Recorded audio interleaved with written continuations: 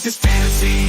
He used to believe in something. What happened? Mills for liberty. Gnostic sex cult, building his own world. The Gnostic sex cult, unhinged from reality. Totally lost it. What can we do but mock him relentlessly? It's not a Gnostic sex cult, James. No, it's not. Stop lying to your audience. No, it's not. It's not Gnostic, James. Mary Nardini tells us queer liberation means the annihilation of capitalism. Catch up, James. Whiteness means capitalism. Queer theory hates capitalism. Whiteness means capitalism. Queer theory hates capitalism. Whiteness means capitalism. It's all about capitalism. Everyone knows it's capitalism. The socialists know it's capitalism. Wake up, James. It's capitalism. Whoa. The socialists know it's capitalism. Wake up, James. It's capitalism. It's all about capitalism. Everyone knows it's capitalism. The socialists know it's capitalism. Wake up, James. It's capitalism. It's capitalism. To pocket all that money from the mills for liberty. The left hates capitalism, but James won't admit it. He refuses to believe queer theory stabilizes normativity. Gender binary and the nuclear family. But James blocks the truth, smears people who try to show him, creates an echo chamber for himself to reinforce his fantasy. Is to believe in something. What happens for liberty? Gnostic sex cult, building his own world. The Gnostic sex cult, unhinged from reality. He's totally lost it. What can we do but mock him relentlessly?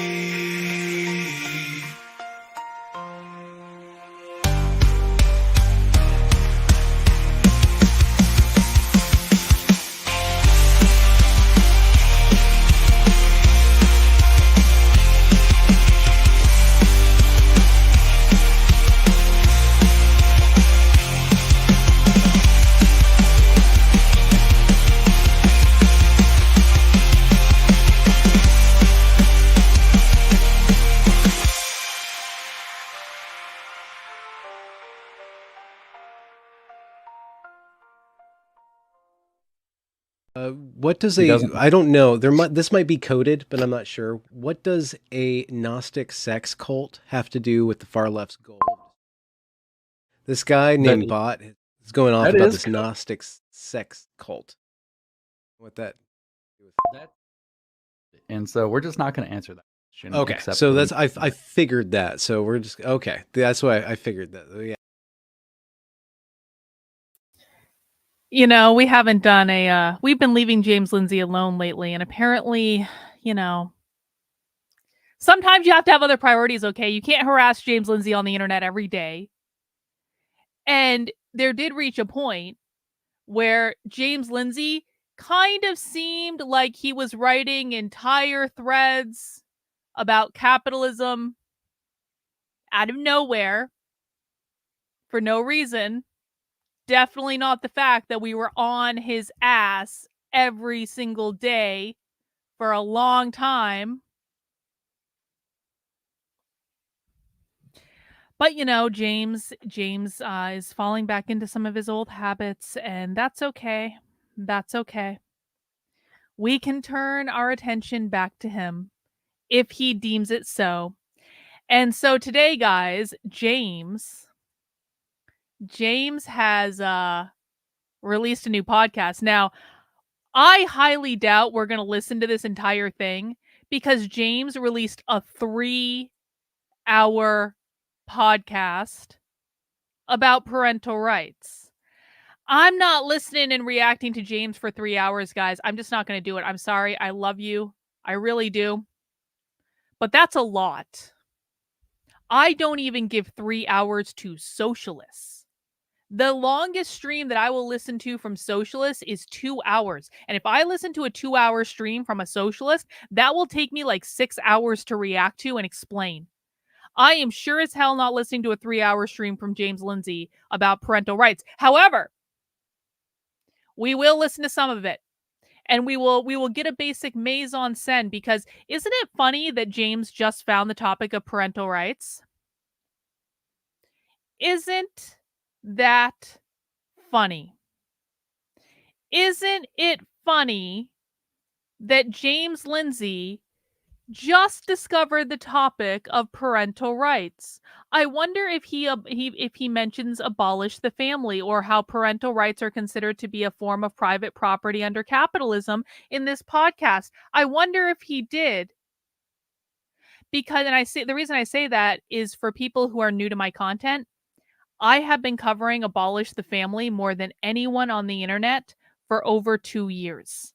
I have a massive archive of abolish the family content. I know who all the abolish the family activists are. And the thing of it is James used to tell people, I'm telling people about social reproduction. He calls it the problem of reproduction. The only place that James had ever talked about social reproduction theory, which social reproduction theory is the idea that social systems will reproduce themselves until they are disrupted. When you apply that to the radical revolutionary far left, what that means is the nuclear family, the means of production of the people that uphold capitalism, will reproduce capitalism until it is disrupted. This is why the left wants to abolish the nuclear family. It is because they are trying to abolish social reproduction theory. And one of the things we were haranguing James about for weeks and weeks and weeks and weeks and weeks is, why aren't you talking about social reproduction theory, James? And James came out and said, I have talked about the problem of reproduction.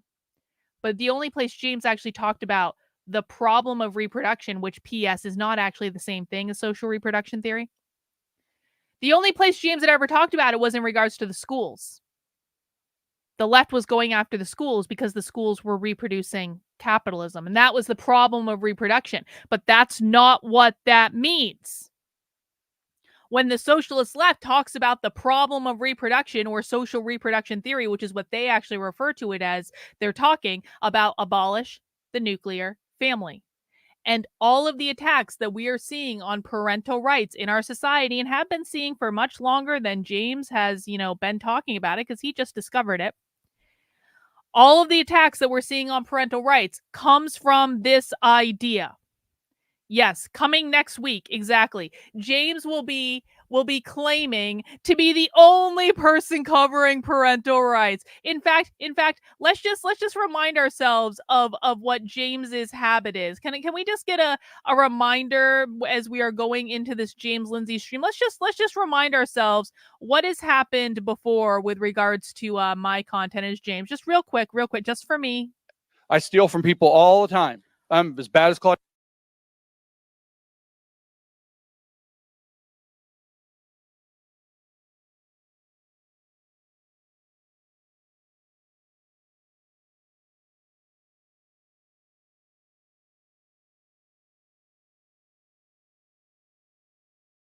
What?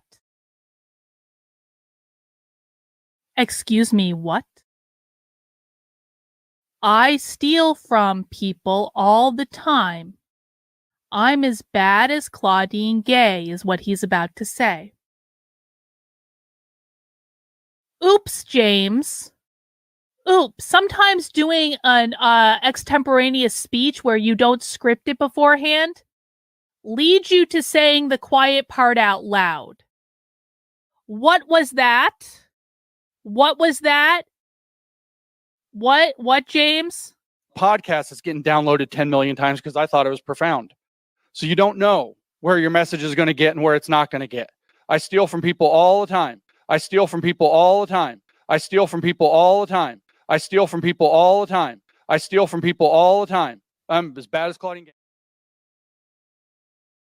We are here because Socialists speak in a coded language. And the best way to learn that language and become inoculated to that language is by listening to what they say in the real world. You have to keep in mind that they are using the same vocabulary as us. They are not using the same dictionary. They have different definitions for the words. And if you don't understand what those definitions are, you fundamentally do not understand them. But as long as you're going to be here, you're going to follow my rules, okay? Number one, the reason that we do Socialism Saturday is that socialists speak in a coded language.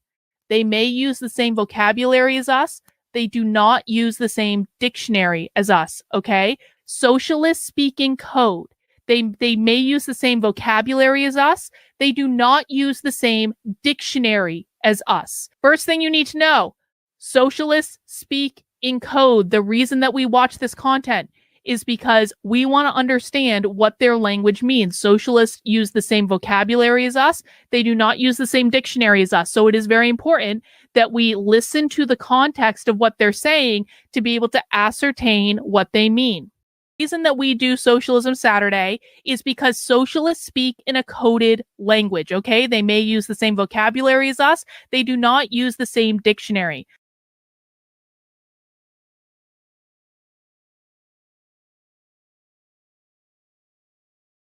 Communists, this is a rule everybody needs to have in their head. I want you to really pay attention to this. Keep it in the back of your head. It's going to be very familiar, but it's a little like, oh God, everyone needs to brace themselves for what he's about to say. Cooked, so you got to think through the words a little bit. Communists share your vocabulary, but they do not share your dictionary.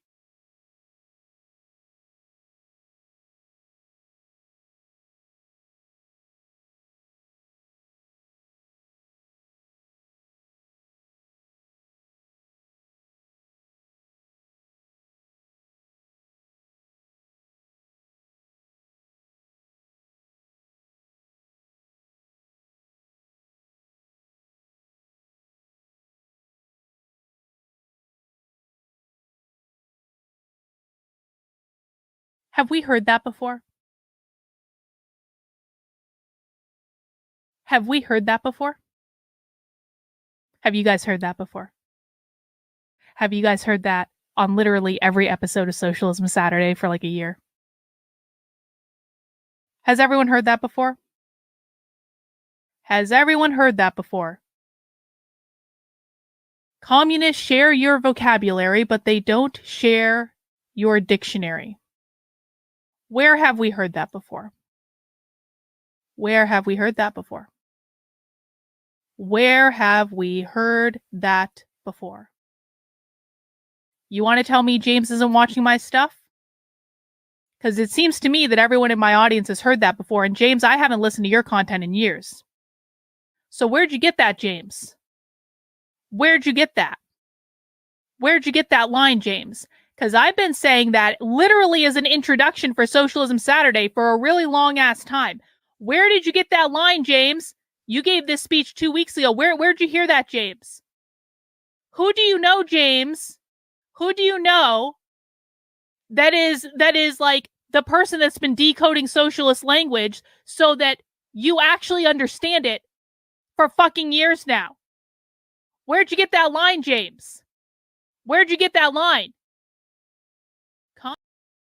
I think we all know where he got that line. I think we all know where he got it.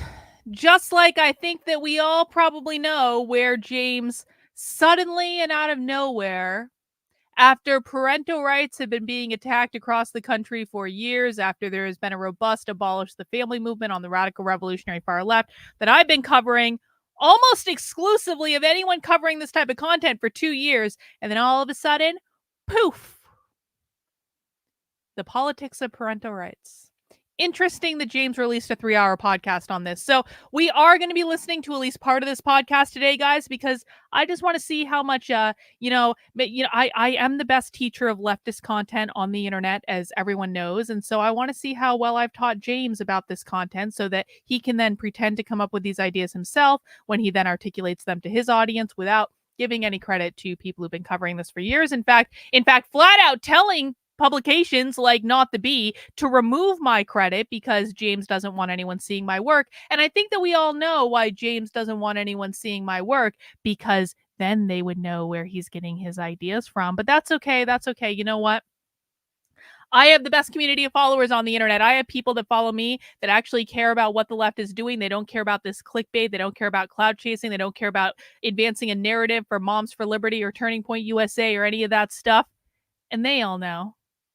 They all know where it came from, because they're not raging idiots, unlike most of James's audience. And so I do consider this to be an IQ test, guys. I consider this to be a filtering mechanism. The people that make their way to my content, they deserve to be here. James's audience can continue to be misinformed about whatever it is that's going on in the world that James is talking about today, but my audience does the real work. We actually sit here and watch leftist content almost every single day. We do Socialism Saturdays, where James' audience just comes to Socialism Saturday to copy me and to take my clips and to put them on Twitter so James can steal them later. But we all know what's up. We all know what's up. Anyway, guys, we will be getting to that in a second, but I do have several orders of business. First, actually, one more in regards to James. Check this out. Check this out. Check this out. Yesterday, there was this video that went around of this is the Freedom Bell, which is like a replica of the Liberty Bell in Washington, D.C. And you can see the protesters from yesterday graffitied all over it. And, of course, for me, and they did it to statues as well, all this stuff. And of course, you guys know me, I'm always looking for the magic word of capitalism. And indeed, although conservatives continue to assure me that the left never talks about capitalism, Carl, and they just want to get rid of all white people. It's just all about white people. They only care about white people. It's not about capitalism at all. How dare you? It's all about white people and the Jews. Actually, we have to add that to the list now, because in addition to wanting to get rid of all white people, apparently now the left wants to get rid of all the Jews as well, according to the Zionist right, of course. But I keep trying to tell them, I'm like, nah, it's not about white people. It's not even about anti-Semitism. It's about capitalism. And so when I saw that someone literally wrote "fuck capitalism" on that bell yesterday, I was like, oh, well, that's actually predictable. They also actually wrote "Intifada Revolution," which of course with the hammer and sickle, which of course we know that Intifada Revolution doesn't have to do with anything anti-Semitic at all, which is what the right wants you to believe. They believe that Intifada means killing all the Jews. That's not actually what Intifada means. Intifada, according to two leaders in the Revolutionary Communists of America that I had on this channel months ago, literally means worldwide socialist revolution. That is what that means. So we've got a fuck capitalism, we got a hammer and sickle, we've got an Intifada revolution on the bell. I know that no one in my audience was surprised about this, but I just want everyone to notice. I posted this picture at 11:46 p.m. last night. Okay? Not 11. Sorry. Gosh. Ooh, my bad. Not 11. Thinking of something else. Strike that. I posted the picture at 8:46. 8:46. Okay, that's actually important. Ooh, gosh. 8:46. 8:46 p.m. See, luckily you guys can read on the screen and know that I just screwed up I had dyslexia of the number for some reason. I have no idea why. So 8:46 p.m. What happened at 10:18 p.m.? James posts the fucking picture of the bell with, "Oh my god, guys, did you know these are communists?" with "fuck capitalism" outlined. Guys, did you know that those protesters in Washington, D.C., those weren't anti-Semites? They're radical revolutionary far leftists. Oh my God.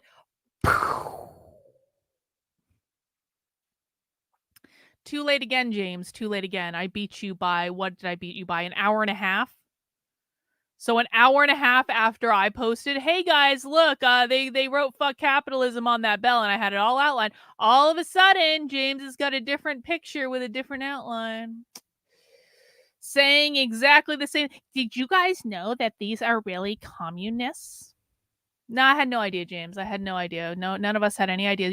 James Lindsay is the only person that knows that we are dealing with a communist revolution, okay? He refuses to say the word capitalism. He refuses to talk about how capitalism is explicitly defined as private property ownership. Private property means your ability to own a home, your ability to own land, your ability to own a business, your ability to own an apartment rental, your intellectual property, your parental rights, and your individual liberties.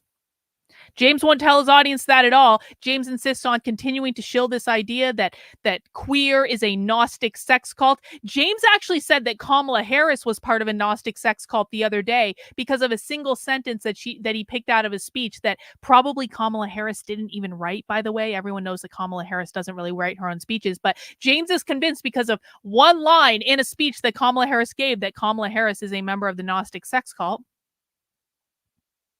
You know, I was just on Elijah Schaefer's show, which I think is on uncensored, or not censored.tv. That's where it is.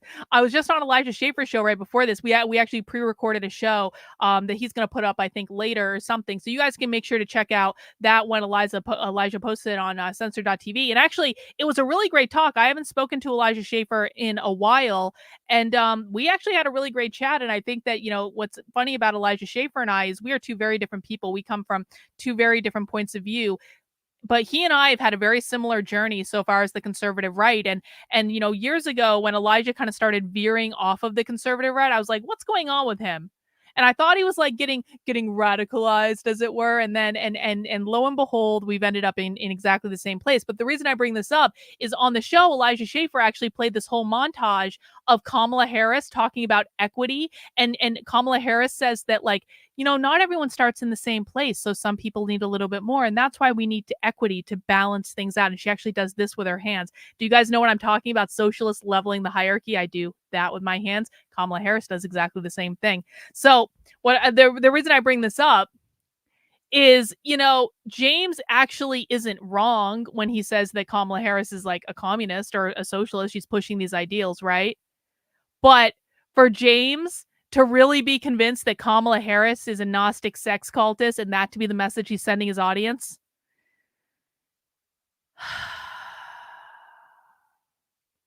Well, at the same time, acknowledging what all this is, and oh, wait, it's almost like James knows that this is all about capitalism. He just refuses to say the word capitalism, refuses to tell his audience this is about capitalism, so none of them understand it. All right, I'm gonna save. I need to save some rantings about James for a little later. I just want to show you guys that though. Before we get started, we do have a couple other orders of business to do today. Hey, listen, I want to talk real quick about the Supreme Court thing from last night because this came out of the Biden speech. Press 1 in the chat if you think that was actually Joe Biden last night. Press 2 in the chat if you think that was some sort of AI or deep fake or something like that. Like, I don't know, man. I don't know if I really think that was Joe Biden last night, but in that speech, I do think that the most important thing that you could possibly take away from that speech that Joe Biden gave last night was this idea of Supreme Court reform. Because Biden just kind of like threw that in there at the end. It looks like a pretty mixed bag. So like half of you thought that was actually Joe Biden, half of you thought that was a deep fake. I don't know, man. It could go either way for me, I guess. But like at the end of the speech, Biden just threw in there, and one of the things I want to do in the last 6 months in office is Supreme Court reform. Well, what does that mean? What does Supreme Court reform mean? And so I tweeted right after the speech last night, I said, Supreme Court reform means the left is going to try to pack the court, which is really an attempt to abolish the Supreme Court as one of the checks on the executive.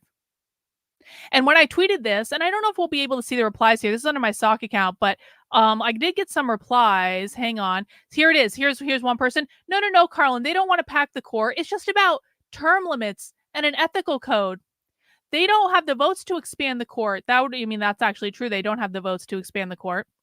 But I had a bunch of people saying, I heard it was about term limits. And I love Mark Meets World. I'm not trying to shit on Mark Meets World at all. I adore Mark Meets World. Biden just wants term limits and an ethical code. Read the quote from the legislative affairs spokesperson. This is about term limits. This is not about court packing. And these are people, guys. These are people replying to me that are conservatives. No, Carlin, you can trust Joe Biden. It's just about an ethics package and term limits. That's really all it's about. Oh, really? Oh, really? Really? That's all it's about? Okay, well, why don't we watch this video here? Because this is a video that Robert Reich posted earlier today, Secretary of Labor under Obama, extreme far progressive, not out of the world that Robert Reich is involved in any of this or that he's talking to people behind the scenes because he's been intimately involved with Democratic politics forever. Let's just see if I'm so wrong.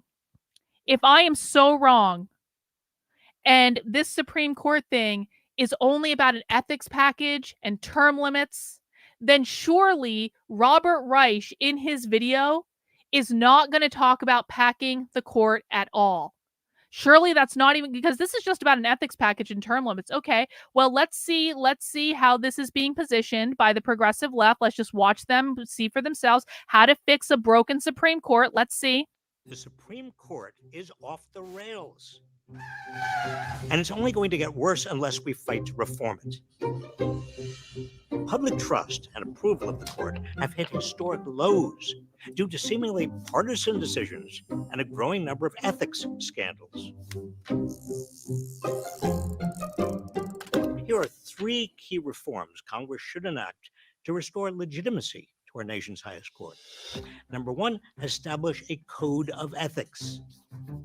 Every other federal judge has to sign on to a code of ethics, except for Supreme Court justices. This makes no sense. Judges on the highest court should be held to the highest ethical standards.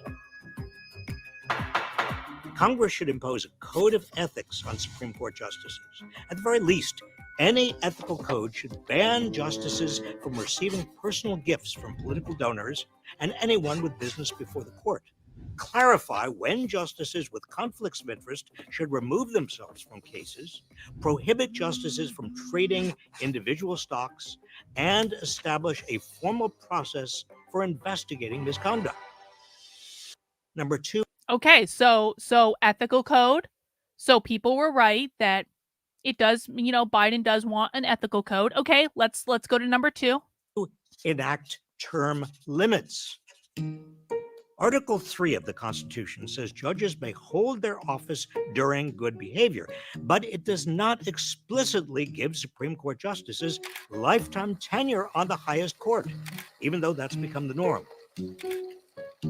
Term limits would prevent unelected justices from accumulating too much power over the course of their tenure, and would help diffuse what has become an increasingly divisive confirmation process. Congress should limit Supreme Court terms to 18 years, after which justices move to lower courts. Number 3. Oh, wait, before we, so term limits. Yep, okay, they were right about that. But look, we got a spoiler. What's goal number 3? In terms of reforming the Supreme Court. So yeah, people were right. This is about an ethics package and this is about term limits. But no, Carlin, we swear the Democrats don't want to pack the court. Okay, let's see. Expand the court. Expand the court. The Constitution does not limit the Supreme Court to 9 justices. In fact, Congress has changed the size of the court 7 times. It should do so again in order to remedy the extreme imbalance of today's Supreme Court. Now, some may decry this as radical court packing. Oh, you don't It's pure say. Rubbish. The real court packing they're not occurred when packing the Senate court. Republicans refused not to even us, consider a Democratic nominee to the Supreme Court on the fake pretext that it was too close to the 2016 election, but then confirmed a Republican nominee just days before the 2020 election. Rather than allow Republicans to continue exploiting the system, expanding the Supreme Court would actually unpack the court. This isn't radical, it's essential. Now, I'm not going to sugarcoat this. Making these reforms happen won't be easy. We're up against big, moneyed interests who will fight to keep their control of the nation's most important court. But these key reforms have significant support from the American people who have lost trust in the court. The Supreme Court has no real power to enforce its judgments. It has no army, it has no control over spending. Its power comes from only one source, the trust of the people. With neither the sword nor the purse, trust is all it has. So they're definitely not thinking about packing the court, guys. You know, I mean, just because Robert Reich had a animated video all ready to go about the 3 priorities for the Supreme Court, which include ethics, ethical code, term limits, and expanding the court, which is definitely not packing the court. Packing the court is what the Republicans did. We're going to unpack the court. We're the good guys here. Yeah, okay. Yeah, sure. So let this be a lesson to you guys. Every single time, maybe not every single time, but a good 95% of times that people come into my replies and they're like, Carlin, you are wrong and you need to sit in your wrongness and be wrong. I'm like, oh, really? Am I wrong? But am I? No, I'm almost never wrong when it comes to the left, guys, because I do more coverage of the revolutionary far left than anyone on the internet. I do more deep dives than anyone on the internet. And quite frankly, and I'm not ashamed to say this anymore, and I don't feel like I'm patting myself on the back, I know the far left better than anyone else doing analysis on this topic on the internet today, to the point where I can predict what they're going to do and I know why they're going to do it. And if you want more information about what Joe Biden means when he says Supreme Court reforms, which is all about packing the court, and the ethical stuff and the term limits are just to make it easy for them to pack the court. I hope everyone understands that, right? They don't really care about the Supreme Court having ethical considerations. They don't really care about term limits. These are ways for them to make it easier for them to pack the court, which will fundamentally destabilize the system, because what the left really wants is to abolish the Supreme Court entirely. We have heard them talk about this. They do not want the Supreme Court to exist. In fact, if I were to do a search, actually, let's just try this out. I'll show it to you guys live. Let's do it live. If I were to do a search on YouTube right now for abolish SCOTUS, let me show you what's going to come up. I know because I looked for it earlier today. Jacobin Magazine. Socialist, more democratic socialist. Jacobin isn't as far left as the far leftists that I usually cover, but Jacobin Magazine on their YouTube channel right now has a video titled, Don't Pack the Court, Get Rid of It. And if we were to watch that video, what we would find is they don't think that the Supreme Court is a democratic institution because these are unelected judges and we need to return to democracy. And when the left says democracy, especially the far left, what they really mean is socialism. Socialists want to abolish the Supreme Court. They want to abolish the United States Senate. They want to abolish the Electoral College. They want to abolish the presidency as we know it. They want to abolish the Constitution entirely. The only thing that socialists kind of are okay with is some sort of House of Representatives style thing, but even that would not be the thing that we currently have right now. They would completely change that as well. And that is what the far left wants. And that is what they're always doing forever, perpetually. Everyone knows that Joe Biden's not really the president anyway. Joe Biden hasn't been the president for years. And so for him to say, yeah, Supreme Court reforms, he doesn't know what's going on. But guess what? The leftists who are writing his scripts know what's going on. And the leftists who are writing his scripts that are already probably way farther left than Joe Biden has ever been or ever will be, know what the deal is. And that's how we know what they're going to do. Because when you watch the far left, as much as I watch the far left and as much as my audience watches the far left, it is very easy to predict what they're going to do and why they're going to do it. Because when you watch the real far left, they are very, very, very, very, very clear in their plans. So don't tell me that I don't know what I'm talking about, people on Twitter, because I will always and forever and perpetually prove you wrong on this issue with receipts from the real world. And I won't even have to try that hard. Everyone should really learn their lesson. While we're on this topic, guys, if you have not yet subscribed to my Substack, please head over to Carlin, KARLYN.substack.com. My Substack is the primary place that I would love for you guys to become a supporter of my work today. If you feel like I'm doing a good job and you want to help me keep doing it, because I am 100% completely grassroots funded by you. Every bit of content that I create, from podcasts to written articles to the streams that I do 6 days a week, All of that is made possible because of supporters just like you. I will not take money from any big organizations that want me to shill any political narrative. I want to take money from the people. $8 a month, $80 a year. If you appreciate the content that I'm putting out and that you know that I will not be bought by anyone, I will never lie to you about what's going on, and I will always bring you primary source receipts so you don't even have to trust me. You can look at the information and you can see it for yourself. You can decide what you think. Sign up as a supporter, $8 a month, $80 a year. That does keep me in business, and I really, really do appreciate it. There are lots of other ways you can support my work as well, including including picking up some merch in the Unwoke Art merch store. This is unwokeart.com. Again, link is in the description below, and I've got a little special going right now, guys. You know, I've never really highlighted this particular collection.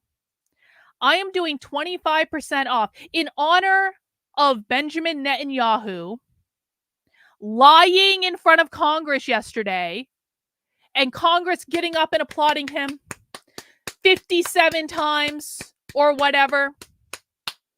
Sat there and applauding Israel's head of state lying to them about what's going on and demanding more American money. In honor of that speech that we watched yesterday, I decided to do a special sale off of my Notice collection. Now, this is a design that I made back in December, and I did a series of designs that were based off of dystopian movie posters. So I did They Live, I did Fahrenheit 451. What was the other one I did? I forget the other one I did. This is going to drive me crazy now until I remember it. What is the other one that I did? Hang on, let me scroll down. Animal Farm. That's what I did. Animal Farm. And of course, I did A Clockwork Orange. Now, A Clockwork Orange was a little bit different for me, though, because what I was thinking about when I made this design is, of course, A Clockwork Orange is one of the greatest movies of all time. I love that movie. If you've never seen it, you have to see it. It's amazing. It's effed up, and it'll get in your head, but it's an amazing movie. But what I was thinking about when I made this design wasn't necessarily exactly what was going on in Clockwork Orange. It was that idea of, there's a scene in Clockwork Orange where the guy has this thing on his head and he's got these things on his eyes, and they make him watch movies of horrible, horrible things. And it's in order to get his body to have a Pavlovian response to doing bad things. But what I was thinking about is, God, the journey that I've been on over the past, since October 7th or so, the journey that I've been on, I feel like I'm sitting in that chair, just like the main character in A Clockwork Orange was. And I have those things on my eyes so I can't close them. And I just have people putting stuff in front of my face that goes like, you should really question everything you know about Israel and other related topics to Israel. And I feel like I'm having all this stuff put in front of me that I'm just like, I can't close my eyes to it. I'm seeing the horror of the world show up and how much we've all been lied to showing up. And I'm noticing things that I never noticed before. And I got to tell you, I noticed a lot of things in that speech with Benjamin Netanyahu yesterday. I noticed a lot of things. So that was what I was thinking when I made this design. It was like, I can't close my eyes to the horror of the world right in front of me. And so what I did is I made this design, and up at the top of the machine, I put, using the Clockwork Orange font, Notice at the top. And so I think this is a pretty cool shirt. I love this design. I think it's pretty haunting. You can get it in a variety of colors. You can get it in neutral. I just for Judy, I did a light one. Judy always wants light ones. I also did an orange one. We got a purple one. Lots of other cool stuff. I've got a hoodie. I've got a sweatshirt. I even did a hoodie with the design on the back because I kind of want the hoodie with the design on the back. I did an orange tumbler, a bag, and a couple different versions of prints.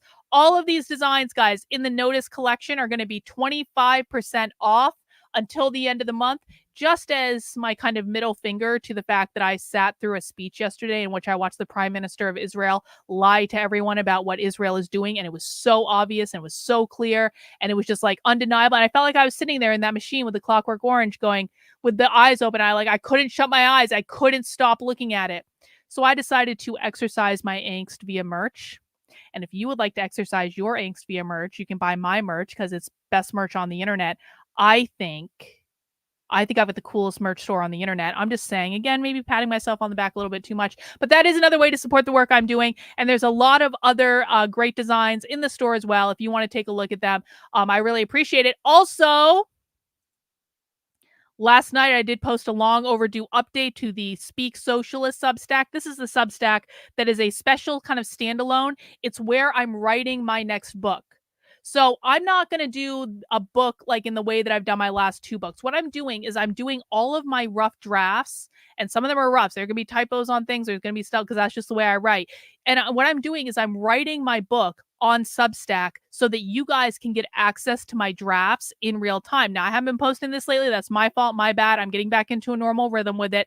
But I did post a new update last night, and I posted part 1 of the timeline of the revolution. Now, this was actually originally going to be much longer than it was. I've decided to break it into different parts because there was just a lot to write in it. And one of the concepts behind this book is I want to do short, like, this is basically what I'm doing is I'm writing a book about the dystopian takeover of the United States from a future perspective of it having already happened.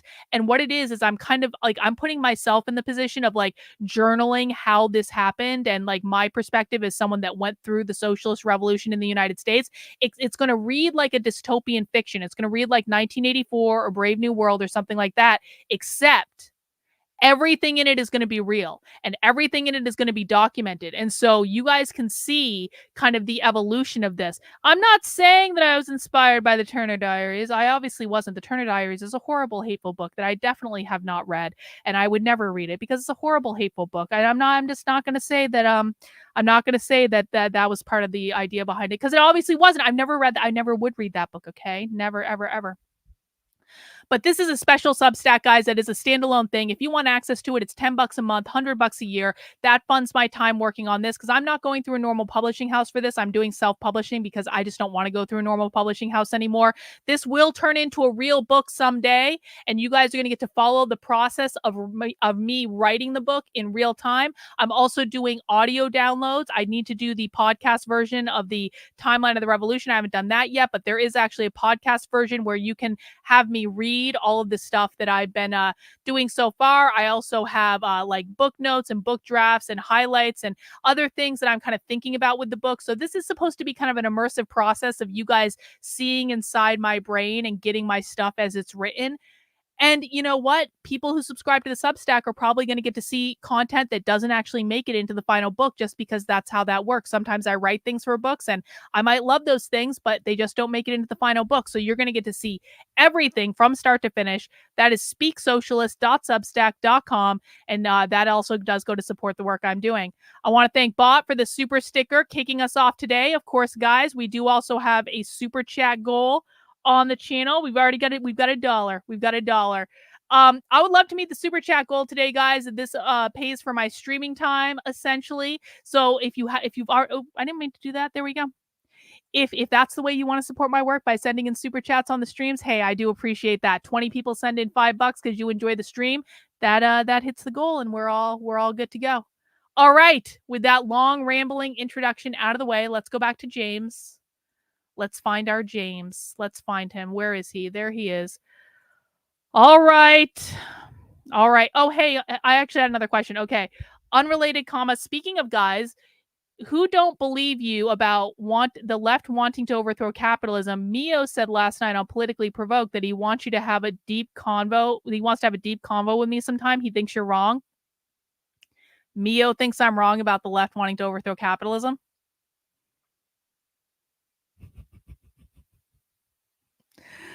Mio thinks I'm wrong about the left wanting to overthrow capitalism. Does he really?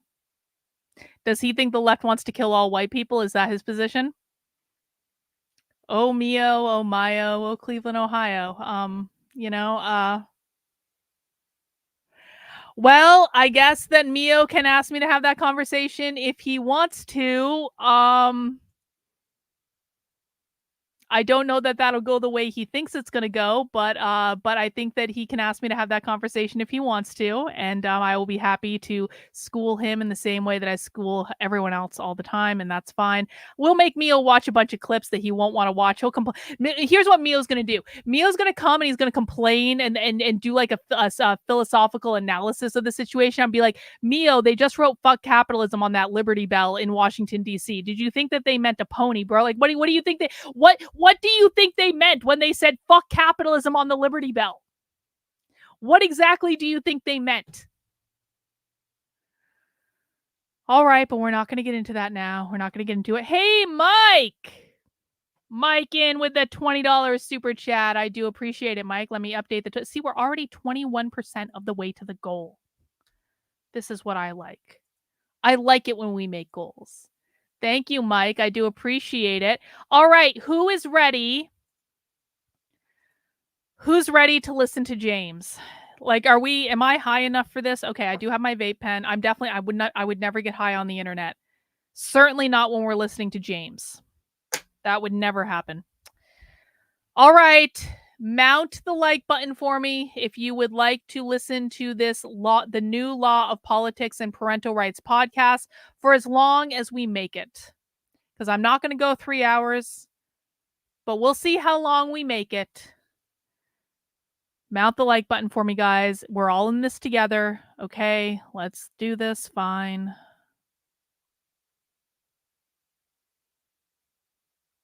Look at this. Look at this. James learned.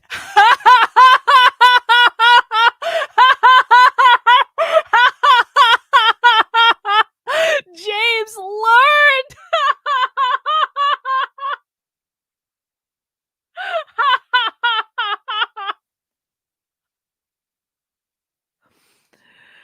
James disabled the live chat.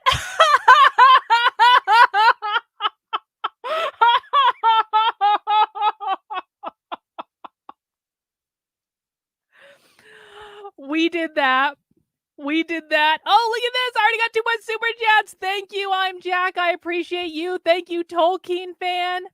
I appreciate you. Look at that. We are already 61% of the way to the goal. Okay, for people who don't know why this is hilarious, like legitimately hilarious.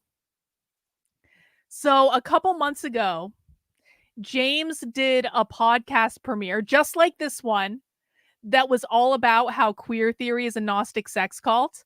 And we got wind of that.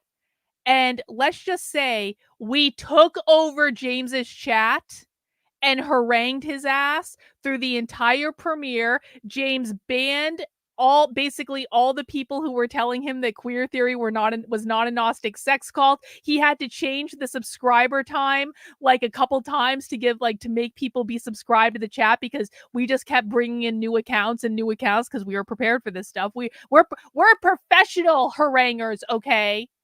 We do this all the time. We know all the tricks. So James was trying his level best to get around us. And then there was just a glorious moment. In fact, can we just go back and relive that glorious moment? Hang on. I have to relive this. Hang on. I have to relive this. I have to show you guys this video. Not that. Do I have the clip? Oh my God. The clip at the end. Do I have the video off? I don't know if I have the video offhand. I guess I don't. I guess I only have like the long version of it. But there was a moment at the end of this, and maybe I can just find it. Okay, I can just find it. Hang on, I can just find it. I can go back and find it. It was so good. We have to do it because it was so funny. So this is the live stream I did of us taking over James's chat. So let's just go to this. Actually, I'm going to have to go into the other window.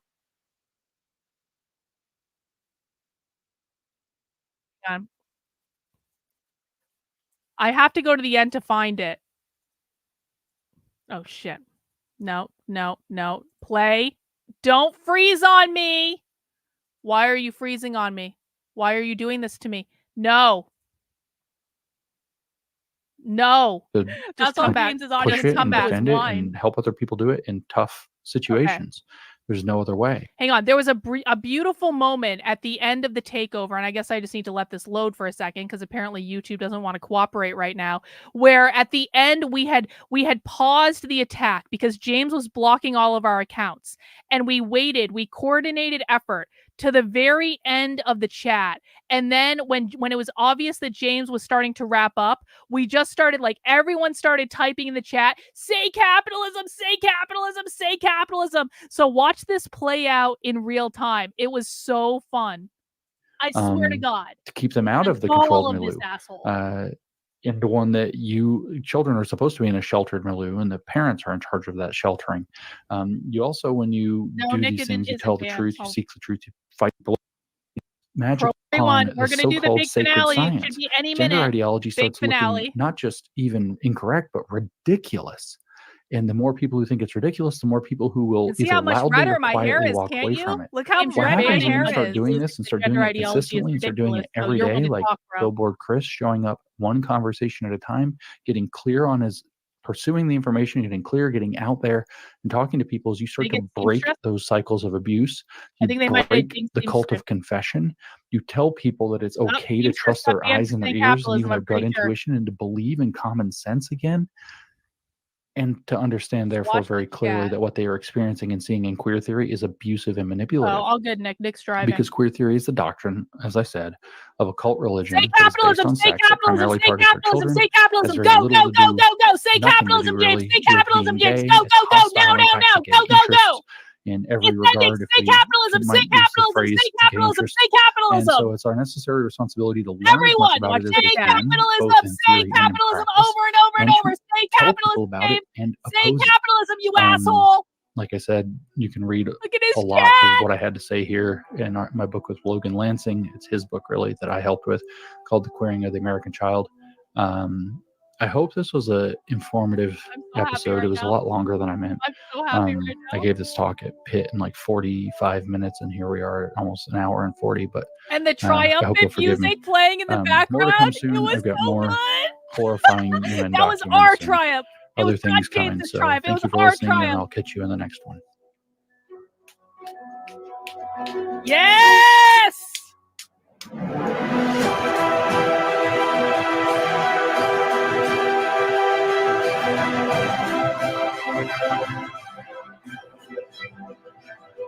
Anyway, that was one of the greatest moments of haranguing James in the history of haranguing James. And, we are planning another podcast takeover at some point, but it seems as though James has indeed learned his lesson. So we might have to figure out a new way to do this, because now it seems as though James is disabling the chat replay.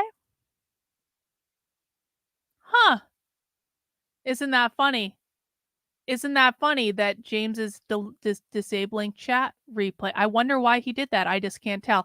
Anyway, let's dig into it, guys. Let's, okay, we've had our fun. Now let's actually listen to what James had to say and debunk his ass and what was accomplished. Anyone that was watching that chat got access to real information about what queer theory actually is, because James did an entire podcast lying. So you might want to be this blasé dick who I've never seen in my chat before, because you're probably here to troll us, which means you're probably going to get banned pretty soon. But what was accomplished? People got access to real information. That's what was accomplished. James was called out for lying to millions of people about what queer theory is. That's what was accomplished. People saw that it's not just me. It's a whole bunch of people who understand and have watched more queer theory probably than you have, that understand what it is. That's what was accomplished. Bro, we don't need to have our minds open. We've been watching queer Marxist content and abolish the family content for fucking years. Where the fuck have you been? I'm not here to learn from you. You're an anonymous coward on the internet. If you're not here to learn from what we're doing, get the fuck out and go suck James's cock, and you'll be happier, he'll be happier, we'll be happier. You can go join the low IQ moron brigade over on the other channel, bro. We don't really care. Anyway, let's listen.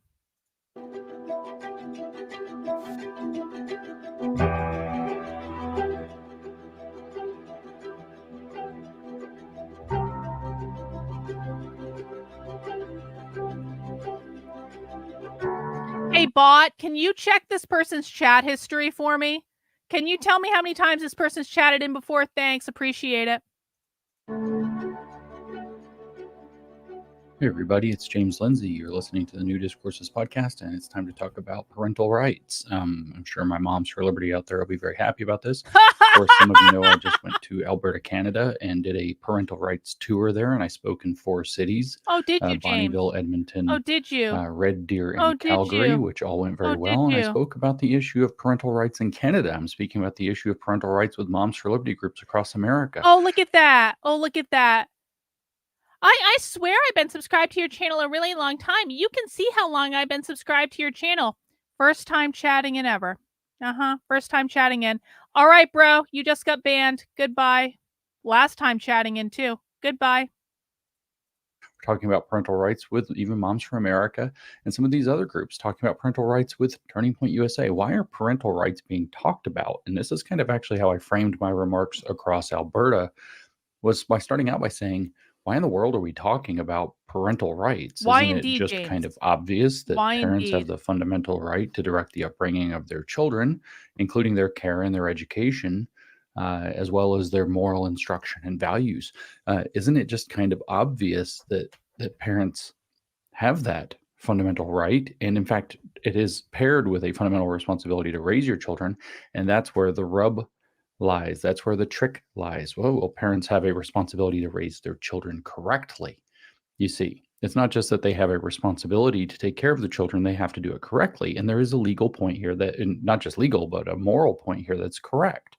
Abusive parents, neglectful parents, at some line, after some line is crossed with abuse or neglect, should have somebody step in and say, hang on a second.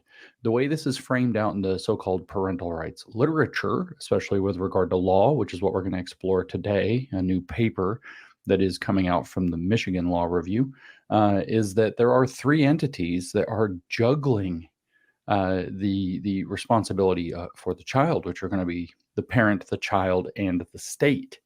And so all 3 have an investment in the child's alleged well-being in various ways, and therefore all 3 are required. And figuring out the correct balance for these leftists that wrote this paper, of course, works out to be that the child needs to be maximally empowered, but since the child is actually still a minor and in fact a dependent, the state needs to be there to basically fill in, and the parent gets squeezed out. Whereas the correct, I would say, natural law understanding of parental rights is that the state is a absolutely desperate last stopgap measure, and it is up to the parents, in fact, how they're going to balance the rights between themselves and their children. The idea of raising children in general is one in which parents who are wholly legally responsible, at least at the beginning, and that diminishes up until the child's date of becoming legally an adult, which is 18 in the United States, up until their 18th birthday,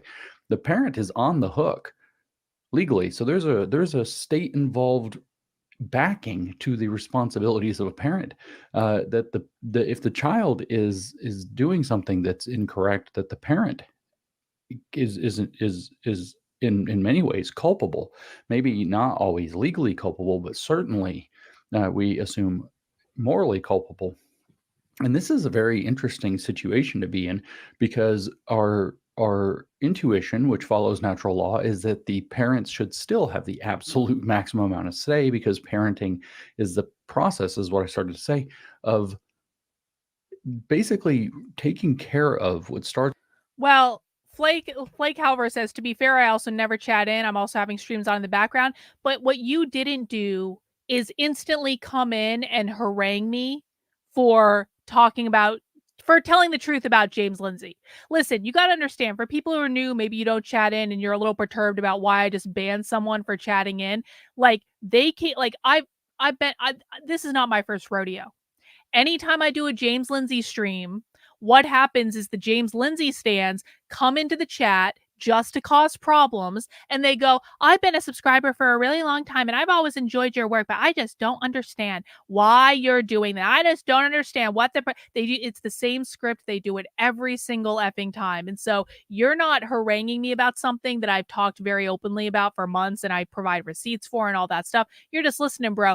That's cool. We don't mind that. But if people are just coming in to cause problems, they can turn right around and go away.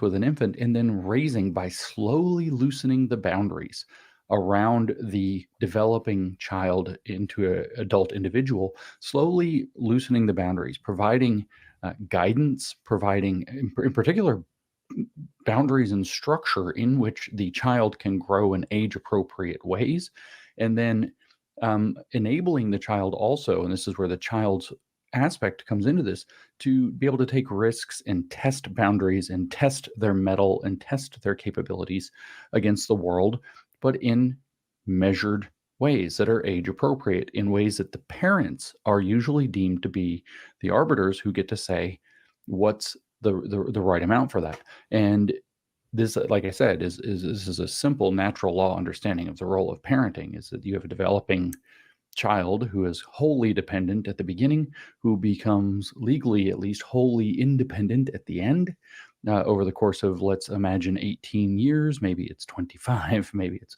legally speaking, it's 18. We'll draw the line there. We don't need to just drag childhood out.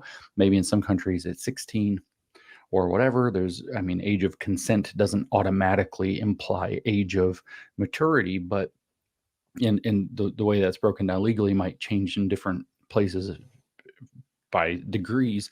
But the point is, you have a wholly dependent person who is to become a wholly independent person, and the parent's job is to provide the structure, the boundaries, and the guidance necessary, including the selective and measured removal of boundaries as the child develops. And the guidance for that is generally what's age appropriate, which has largely been a matter of kind of intuitive parenting lore or intuitive parenting knowledge handed down generation to generation. When people say, well, my parents this, my parents that, when I was a kid this, when I was a kid that. And so they have this kind of intuitive sense of what that looks like.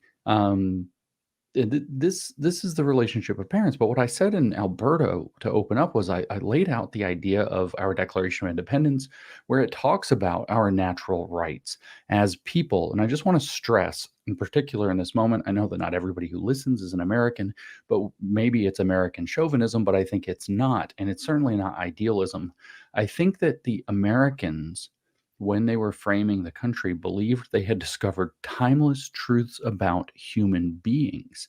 And so the American experiment is a very different kind of experiment, because it's not a nation based on a people. It's a nation based on a set of beliefs about people, which is a completely different thing. It's not a place and a people, which, that's a scant reference to bad people. It is, in fact, a idea that we are endowed by natural law or by our Creator with inalienable rights, and that the job of a just government is to secure those rights for us. It's not to impose upon us. It's not even to govern us. It's certainly not to rule us. It is, in fact, that a government's role is to secure our rights that come to us by birthright because of natural law, endowed by our Creator with certain inalienable rights. Among these, life, liberty, and the pursuit of happiness, which is a proxy, if we understand the law. We always have to remind ourselves that, I have a PhD, but I never existed in academia in the way that James existed in academia, in that I always wanted to take like the heavy academic language and make it simple so that normal people can understand it. I always had my foot in the real world. James didn't. James comes from academia, and he has not learned how to communicate with normal people, either because he doesn't know his topic well enough to be able to break it down simply, which is something that I absolutely believe could be the case.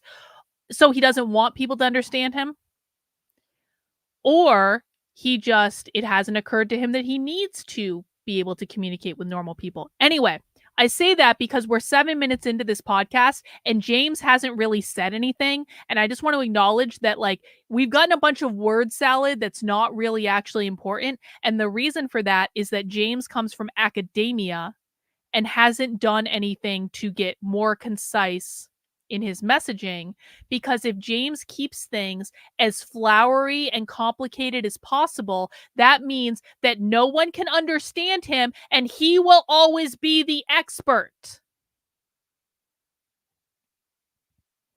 Saltwater Pearls, who is a professor also in academia, says it's called gatekeeping and it's an indication of insecurity. In my opinion, I completely agree with it, with Saltwater Pearls on that one. Yep, this is also a great point from a Human Centipede. He is autistic and unable to communicate normally. By the way, really good thread on Twitter, bro, about the upside down pink triangle that was spray painted onto the statue yesterday. Human Centipede did a whole Twitter thread where he laid down the queer anarcho-communist roots of that pink triangle symbol. So awesome thread. I retweeted that. Go make sure you follow Stony Baloney on Twitter. He's doing such a great job. Lockean and Jeffersonian dialogue there. The pursuit of happiness for Thomas Jefferson was an extension or a rephrasing of the absolute right to property as given by John Locke when he was channeling there. And there were reasons that Locke said that the point of property is to be able to enable your pursuit of happiness, for example. So here we have these three rights. And then in Alberta, what I did is, I know it's a very American thing to do in a very Canadian audience. But as Americans, like I said, we believe our ideals are universal and they apply to all people in all times and all places, including Canada and elsewhere. And therefore, what I explained was that we have these amendments to our Constitution, the so-called Bill of Rights. So by 1789, it wasn't enough that we had a Constitution that's designed to create a government whose job is to secure the rights. We enumerated a whole. And this is the other reason I can't stand James Lindsay. And this was always one of my big problems for him, and why I focused on. Why is the focus on James Lindsay? Because it's my fucking show, and I'll talk about whatever I want. Thank you. One of the problems that I always had with James's approach is it's about the historical development of these things.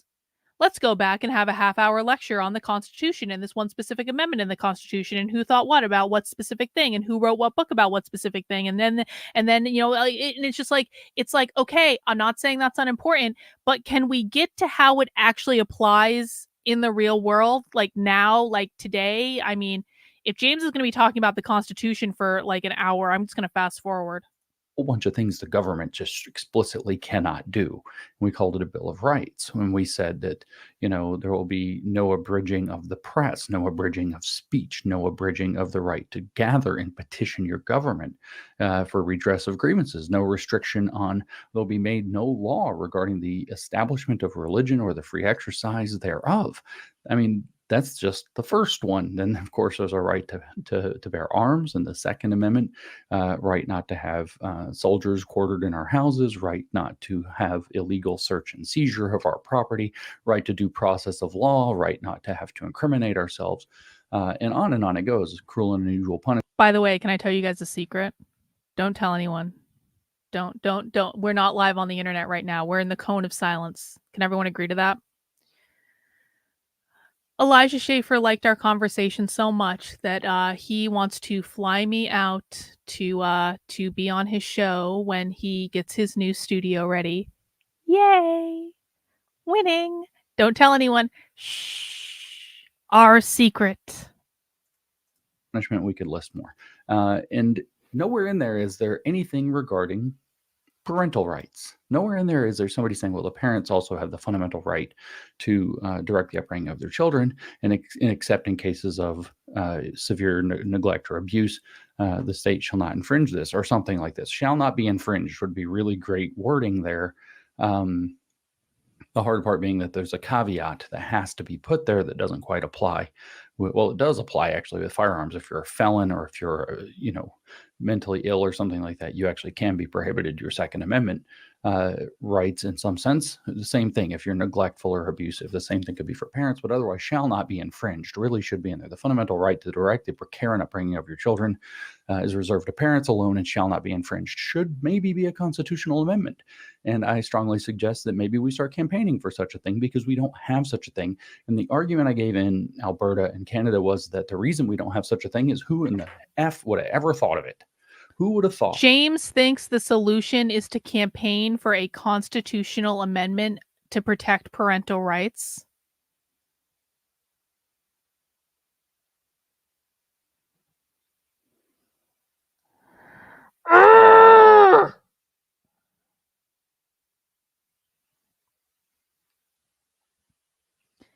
James thinks that the solution is to campaign for a constitutional amendment to protect parental rights.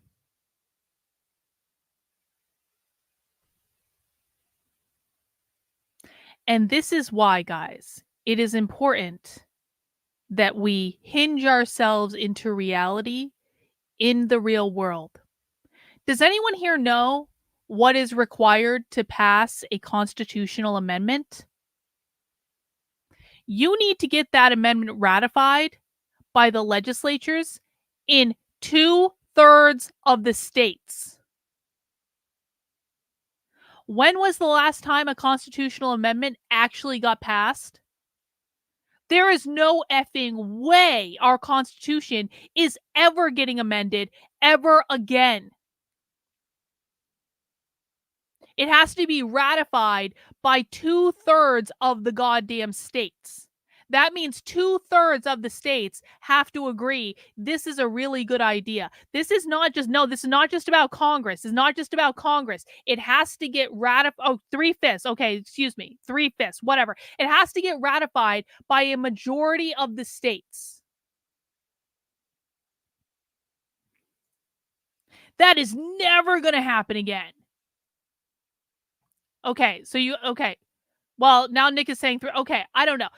A significant amount of Congress, which is also not going to happen, a significant amount of the states. And it's the and like, even if it got through Congress, it's really the state thing that's going to kill you. Like, maybe if there was a landslide election, maybe you could get Congress. Maybe, probably not, but maybe. But like, then you have to go around and campaign in all the different states, and they all have to have special fucking conventions about it, and they all have to decide to ratify it, and they all have to agree on the same thing. That is never, ever, ever, ever, ever, ever, ever, ever, ever happening again. So if James's big plan for how we're going to save parental rights in this country is we're going to get a constitutional amendment, that is just not realistic at all. That is not real world at all. That is never going to happen. And if you've got millions of parents hinging their hopes on, yes, James, save us with a constitutional amendment, those people are going to be surprised at how much that doesn't work. That maybe the state owns your kids. Well, frankly, before the advent of, frankly, socialism and communism in the kind of middle part of the 19th century, which, if you're keeping notes at home, is later than when the Constitution was written, until the advent of kind of the socialist vision for this communal humanity, nobody ever thought that the children would belong to. And this is why I harangue James's ass so much. People are going to get their kids taken away because of this bullshit. This is not a joke. There are people that are listening to James and all this nonsense that actually want help and that want to protect their kids, and they're listening to bullshit, and people are going to end up getting their kids taken away because he can't be responsible in how he's communicating with millions of people. Yes, first we'll set up a committee to study parental rights, and that'll be a blue ribbon commission under the Trump administration, and they'll spend 4 years studying parental rights so they can produce a full report on the current state of parental rights, and then maybe after those 4 years, of course, Trump's not going to be in office anymore, but maybe after those 4 years, we can form a committee to think about doing a constitutional amendment. Like, are you fucking kidding me? Anybody, in particular the state, ahead of their parents. Why write something so obvious down? Well, as many things are with the Constitution, I wish we could all go back in time and tell James Madison or whoever, write it down like we're 5, because by the time we get to the 21st century, we're all a bunch of uneducated morons. And by the way, maybe don't write it in cursive because nobody can read it. I'm just kidding. But the fact of the matter is we don't secure parental rights legally in the Constitution anywhere in any amendment in the first 10 or later. And it's not actually even inscribed in our Bill of Rights, or sorry, in our Declaration of Independence, the fundamental rights that are endowed to us by our Creator: life, liberty, and pursuit of happiness through property. And we could argue about whether children are property or not, but you have this complicated thing when you start. We can argue about whether children are property or not. James, the left isn't going to argue about whether children are property or not, but it does seem that James has some semblance of a notion that under socialism, children or parental rights are considered to be a form of private property. That's why he said that. Start talking about people being property. The left has exploited that, even if it's correct that in some sense parents own their children. The left has exploited this idea to create a gigantic opening against parental rights. So it's maybe not the best way to frame it. You could say that by dint of their legal and moral responsibility for their child, they are also in some sense owners.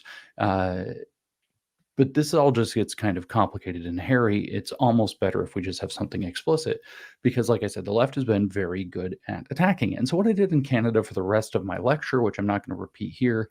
So James, and this is, again, is my other problem with James. James understands what the left's argument is. James is not explaining this to people. James, in theory, understands that the socialist left wants to abolish capitalism. He understands that capitalism means private property ownership. He understands, probably because of me and the stuff I've been doing for 2 years while James was dicking around with other things. He understands that the socialist left considers children to be a form of private property under capitalism, where parents own their children and they consider parental rights to be a form of private property. He understands all these things. He understands the left wants to abolish capitalism, which would lead to the abolition of parental rights, which would lead to the state owning your kids. He understands every single element of it, but he refuses to explain it to his fucking audience. He refuses to explain it in a way that they can understand, because James doesn't want his audience to know that capitalism is the real target, because that takes all his racist stuff and all his grooming stuff off the table, because all of that would have to get focused on capitalism. He doesn't want his audience to understand that when the left says capitalism, they mean private property ownership. He doesn't want his audience to understand that the left considers parental rights to be a form of private property that they want to abolish when they abolish capitalism. Because if he did all those things, if he made sure his audience understood those things, he wouldn't be able to make half of the retarded bullshit arguments that he makes about grooming and Gnosticism and sex cults and pedophile. He wouldn't be able to make any of those arguments. Because when you understand this, that the left's ultimate goal is only, always, and forever to abolish capitalism, which is defined as private property ownership, and you understand that every single thing the left does, from gender ideology to critical race theory to environmental justice to social justice to defund the police, every single thing goes back to abolishing capitalism, defined as private property ownership. Once you understand this, you can't get away with any of the bullshit, because it doesn't make sense. Sadly, the bullshit is what sells on the conservative right. The bullshit is what gets people to click on things and retweet things and go into comments being outraged about how everyone is a groomer and a pedophile, and they call everyone a pedophile that disagrees with them, because that gets people to shut up real quickly. If James's audience understood this, then James would no longer be necessary.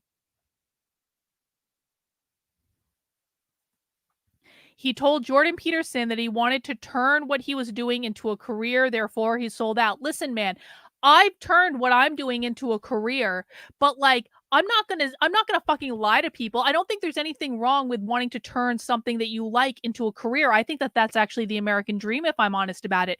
If you like something and you're good at it and people will pay you money to do it because people get value from whatever you're offering, then go ahead and do it, man. That's what the American dream is. And I hope everyone gets to do that. I hope everyone gets to turn something that they like into a career, because it is the best job in the world when you get to do that. And I'm very blessed that I have been able to do that. But there's a way to do that ethically, and there's a way to do that honestly. And then there's a way to grift for as much money as possible. And that's what really selling out is. Like, everything that I do, I do it from a place of like, I have principles that I am not deviating from. I am the most consistent bitch on the internet. I will not take money from groups that want me to lie for them. I will not take money from groups who want me to shill a political narrative. James will. And that's the difference. That's what selling out is. It's not like whether or not you make money. And I know you're not saying that, Reagan, but I think it's an interesting point to consider. It's not about whether or not you make money. It's not about whether or not you sell merch. It's not about any of these things. It's about whether or not you shill falsehoods to make money, to make people with a political motive happy. That's what I think selling out is. Rottweiler, thank you for the super chat. He's just building a narrative to appeal to low information, Bible thumping conservatives. It's as simple as that. There is a lot of money in appealing to low information, Bible thumping conservatives. Absolutely true. Or lectures, because they were a little bit different in each city, was I went through different ways that the left is attacking parental rights, talking primarily about the LGBTQ, so-called, as they call it, this queer theory, I should say, because it has nothing to do with LGBT. This queer he's theory discovered that agenda, as well. the queer activist agenda that's been coming into our schools, which reflects off of my most recent book, which is called The Queering of the American Child, which you all, I know, which will was have completely read. wrong Now and that did it's on not talk audiobook, about you certainly will capitalism want at it. all. But that's not what I'm going to do. I talked about some other things too, but that's not what I'm going to do. I want to talk to you. I actually did frame my remarks in Canada around this paper that I mentioned, this Michigan law review paper that is brand new. It is a preprint. At least the copy I have is a preprint that was given tentative publication date of June 2024, which means it's right now. This is brand new. This is the cutting edge leftist argument about parental rights. And so I essentially said, and what we're going to do in this podcast is go through that paper, but not all of it because it's 49 pages long, which would take 7 or 8 hours to read through. And it's mostly tedious. In fact, this is one of the most infuriating papers I've ever read. It's like every few paragraphs I had to stop and fume about how many lies they tell. Hey, listen, if James is going to read from this paper for us, I actually think that that would be really informative to know what this paper says. So hopefully he gives us actually an accurate summary of what this paper says. Now, just because we might use James for a summary of a paper that I haven't read yet, we're still going to come to our own conclusions about what that means, because I think we can assume that James's interpretation of this paper will probably be false, but that doesn't mean we won't let him read from the paper to us so that we can be informed. So this is almost like the perfect encapsulation of Marxists always lie, because that every lie requires, it's easy to tell. Marxists always lie. Do you guys know that James started saying Marxists always lie after I started, like months after I started selling a t-shirt that said socialists always lie? I don't mean to get bitter about this or nothing, but I've been selling a t-shirt for, you can still buy it in my store, unwokeart.com. Socialists always lie, one of my best-selling t-shirts. Started selling that t-shirt. And not long after I started selling that t-shirt, James started tweeting all the time, Marxists always lie, Marxists always lie, Marxists always lie, Marxists always lie. Okay, you know, he's not wrong, but... Ellen requires pages of unpacking to explain why it's a lie, or it requires you to go digging through literature to find circular citation trails to where they fabricate entire lines of belief, or just shoddy studies or whatever else. It's all too much. I mean, just to tear apart a 49-page paper and do it properly would take probably some people 490 literally pages. have the That's t-shirt. like, it's about an order of magnitude, about a 10-to-1 ratio. So what I said, though, is that the thrust of this paper is, look, well, this isn't quite it, but we'll start here. There are limits. The fundamental right for parents to direct the upbringing and care of their children, yes, but there are limits. And those limits are circumscribed around the idea of the competing rights of parents versus community. child versus state.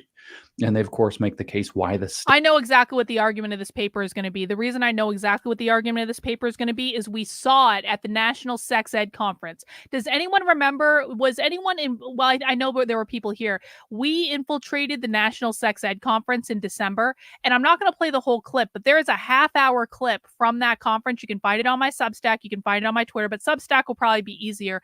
Actually, let me just look it up right now. I'll show you guys exactly where to find it, because this is actually important, okay? And this was an exclusive to me. I was the only one that did this. National Sex Ed Conference. There it is. Bing. Okay, so we sat in on a presentation at the National Sex Ed Conference that was all about parental rights. And basically the speakers of the conference says, and I'll put the link in the chat so you guys can find it later. The speakers in the conference said that parents don't have parental rights when it comes to deciding what their kids learn in school, because there are conflicting interests between parents' rights and community rights and different stakeholders' rights. And so I suspect, and that's exactly what this clip says. It takes about a half an hour for them to say it, but that's exactly what it said. And I suspect that the paper that James is reading is going to kind of make the same argument.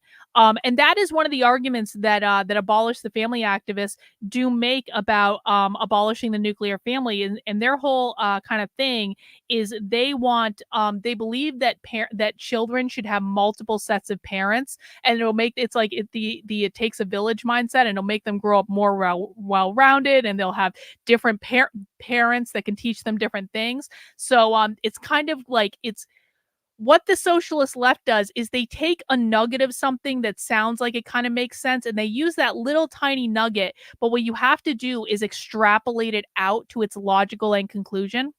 So if you say, we just want to raise our children to be good members of society, and other people have ideas about how to do that, and parents have ideas about how to raise their kids to be good members of society, and churches have ideas about how to raise their kids to be good members of society, and schools have ideas about how to raise kids to be good members of society, and the community group has ideas, etc., etc., etc., etc., etc. That all sounds fine, right? Everyone has different needs, and there are different stakeholders, and we all need to be mindful that kids need to be good members of society. That sounds like a good idea, right? Well, extrapolate that out, what that means. That means that the church and the school and whatever community group has just as much rights over what your children learn and what your children are exposed to and what ideas your children consider and who is mentoring your children. All of these outside forces, by virtue of the state, have just as much right to your kids as you do. Is anyone actually comfortable with that? I'm not comfortable with that. But that's the argument that's being made. And I suspect this paper that James is going to read is going to say that same thing. So I just want people to be aware of, sometimes, like, when they frame things in terms of like, oh, this sounds like it's a really good idea, it's just about being a good member of the community. That's not what it's actually about. It's about taking your parental rights away. It is always about taking your parental rights away. There is never an instance in which it is not about taking your parental rights away. That is the goal. Because they cannot achieve their Marxist utopia until parental rights are abolished. Find that article on my Substack. Let's go back. Lots of interruptions so far, but I feel like this is a good opportunity for people to learn something if they are new to this. State has a vested interest. They don't really make the case about why children have an interest. Again, I point out that that's complicated. The rights, in my opinion, that would be extended to a 4-year-old and the rights that we would extend to a 16-year-old are not quite the same thing. And there's a reason for that. It's called growing up. It's called cognitive development. And like I said, I still think that, barring abuse or neglect, it is very much so the parents who have the first and last say over how that's to be done. And the state needs to stay out of it, how that loosening of boundaries is to occur, and thus the handing over of rights and responsibilities from the parent to the child. Now, in Canada, it's very popular to hear that there are no such thing as parental rights. I've heard that from so many Canadian people, at least online, or people claiming to be Canadian online, probably bots claiming to be Canadian, because I have a very hard time imagining human beings saying parents have no rights. They only have responsibilities. That presenter was a inclined to Canadian believe at that the these are National Sex Ed bots, Conference. assembled by the Wait, UN and what? the Trudeau government, but I don't want to sound too conspiratorial.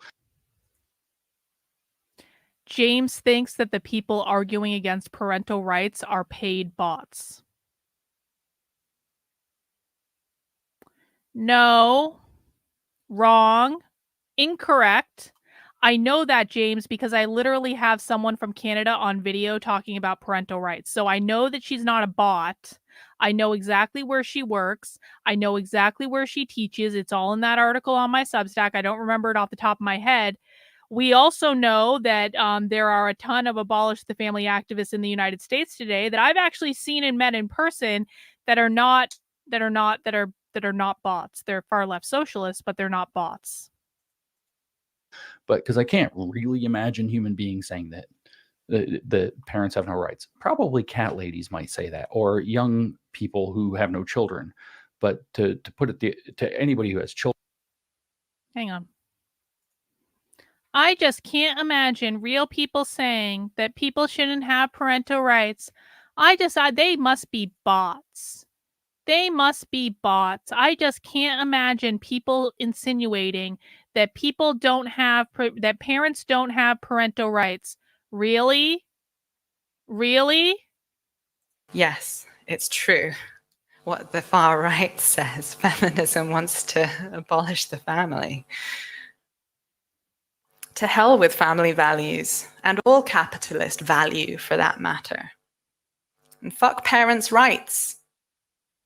My hunch is that just beyond the horizon, beckoning to those of us who want to hear it, there is a world of relationship no longer strangled by scarcity and no longer held hostage by economics. Yeah. Thank you.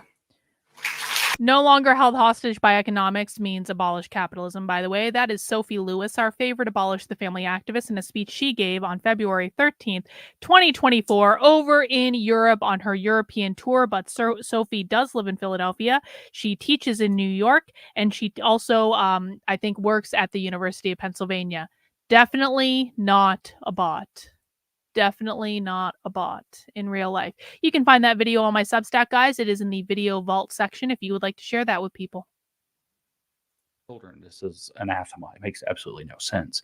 But the point is that they say that there are, in Canada, they say that parents have no rights whatsoever, which is insane, but that's also true in California. We're recording this on the wake of Governor Newsom signing the law saying that teachers in school districts are to lie to parents in order to protect. Duh, I've been complaining about that for over a year. Transitioning or gender confused or whatever words we're supposed to use for, we're not, whatever words we want to use for these people, the kids that think that they're trans or homosexual or something. Now, if they come out at school and ask that their parents not be told, the schools are mandated not to tell the parents. In other words, now teachers, public employees are made by law complicit in lying to parents about their own children. And there could be other medical conditions, like maybe the child says that they're really depressed, but they're scared their mom will get mad. Wouldn't you want to know if your child is suicidal? And they're telling the teacher, and the teacher knows your child's suicidal, and then now they're not allowed to tell you, the parent. This is a problem, and this is why we're talking about parental rights, because everybody that I can think of would reply, well, parents have a right to know that. In fact, they have an obligation to know that. They need to know that. They need to intervene for the care and the protection of their children. It's not the state's job. It's certainly not the teacher's job. At a school filled with hundreds or thousands of children, a teacher might encounter, if they're young kids, 30 or so a day.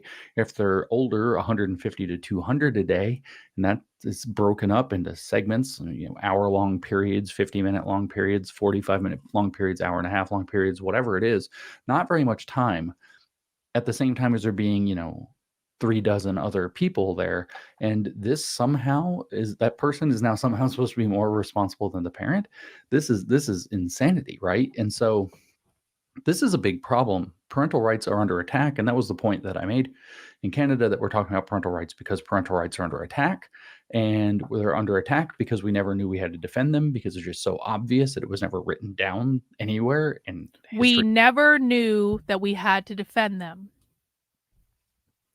James never knew that they had to defend parental rights until Gavin Newsom 2 weeks ago signed a bill into law that says that schools have to lie to parents about what gender their kids are going by at school. And James is just really shocked about this. The reason that we didn't fight for parental rights is because we never knew that we had to.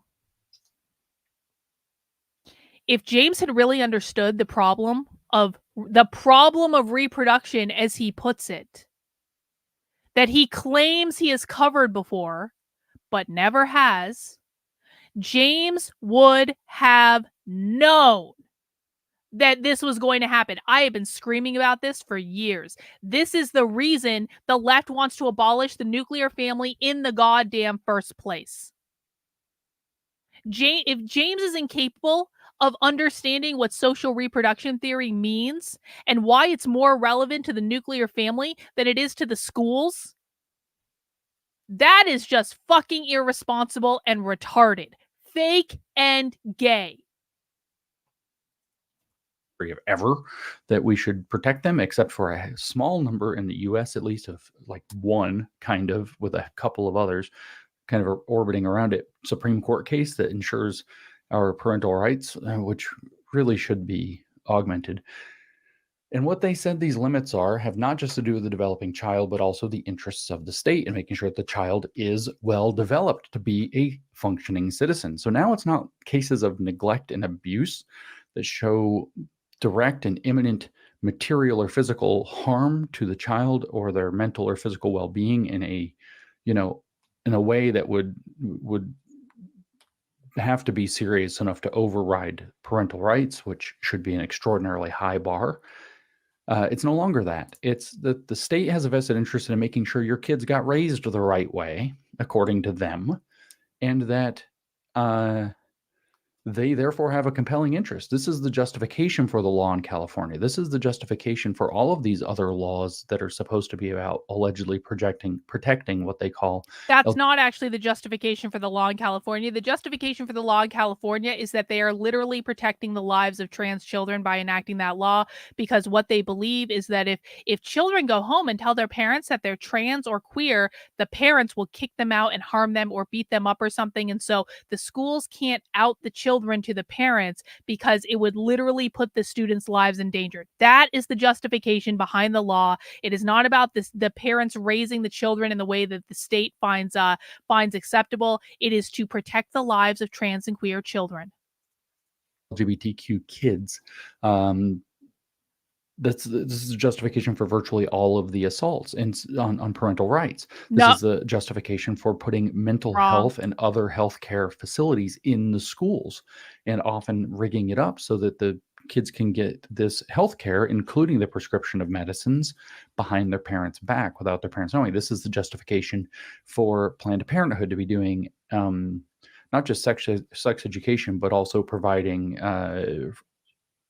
I'm looking for the word, not fertility, infertility, technically, guidance, birth control, and pregnancy prevention guidance to kids, again, behind parents' backs, sometimes including abortions. And the justification is, in fact, this is actually a justification for why they need social emotional learning in schools and why they have to have this character education couched in it with mental health attached to it. That's true. Is because the kids don't just have to be taken correct. care of, Social basic emotional physical learning needs met. That's right. He's right about that. Generally not abusive. I didn't even say a sustaining environment, not abusive environment. It's that the child has to be raised right, and that the claim is that if you go against any of these things, you're actually, as parents, abusing your children. If you are not adequately raising them, affirming them, as it were, in the... Hang on. We've got Andre here. Thank you. It's not like even knowing your own freedom rights because laziness to memorize the rights. No wonder the communists are winning. Idiocracy. Yeah, it's like the right is so lazy. They really are. They're lazy. It's just like, oh God, I could go on and on about that for days. But I'll just thank you. Thank you for the super chat. I really do appreciate it. Yeah. Trans thing or the gender thing or the sexuality thing or the whatever mental health thing or whatever else, if you're not affirming enough, 69%. well, that's abuse. Nice. Now, and if you're not going along with their character education with social emotional learning, that could easily be classified as abuse. It is not yet, but that could be coming. That if you aren't raising your children to have all the social and emotional learning competencies, including whatever it happens to be, whether it's race dynamics, whether it's sexual stuff, whether it's, recycling for environmental purposes. If you don't have all of that, then, well, you're not actually doing your duty to raise effective citizens. So you're abusing your kids. And I find all this to be extremely alarming. And in fact, you see that this is exactly the argument that's given in this paper. And I talked about, sort of this in Canada, but this isn't about my Canada trip, so I don't need to talk about that. This paper is titled New Law and the Politics of Parental Rights from Michigan Law. Actually, I said that wrong. New Law and Politics of Parental Rights. So it is the new law and politics relevant to parental rights. It is a forthcoming paper, technically in preprint as of June, which is 24, which is very recently. It's by 3 women, it appears. We can only assume because they are leftists, named Mary Ziegler, Maxine Eichner, and Naomi Kahn. And I'm going to read kind of selectively through this paper. I think it's still going to take a while because it takes a long time to read papers, but I want to give you basically a picture of what the new, most sophisticated argument against parental rights is. And why is there this argument? This argument exists because parental rights movements like Moms That's for Liberty funny. and so on are fighting back and actually making major headway. Wait. What?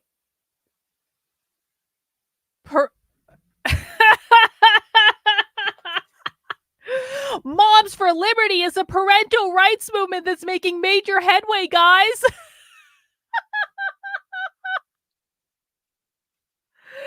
Okay, yeah, sure, James. Yeah, sure. Yeah, keep cashing those Moms for Liberty checks, James. Major legal success is actually occurring. We're seeing states pass laws. We're going to hear the paper complain about that. We're seeing parental bills of rights considered and sometimes, put forth into law. We're seeing all kinds of, lawsuits and other kinds of defenses being put in to put the parents first in their children's lives again. And of course, the left, which fundamentally believes that it owns your children, as the state has to brainwash and develop them into the ideal citizen for the new communist state. Got it. Is losing its mind about this, and that's the They're point really and context not. of this paper. So They're really you not, start, but I'm going okay, to skip, let's see. the abstract and all that stuff so we can save a little time. Let's start with the introduction. It says the topic of parental rights suddenly seems to be everywhere in U.S. law and politics. Well, yeah, guys, you tried to take them away. You didn't even try to just take away parental rights like they're doing in California explicitly now. The reason that parental rights seems to be everywhere is not because Jesus Christ, I have to keep explaining this.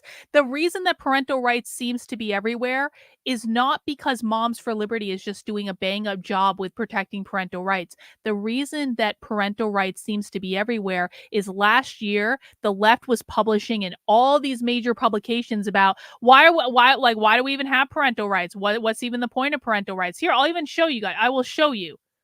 Oh my God, I hate so much that I have to fact check this much in real time, but James is just fundamentally wrong about why this is an issue.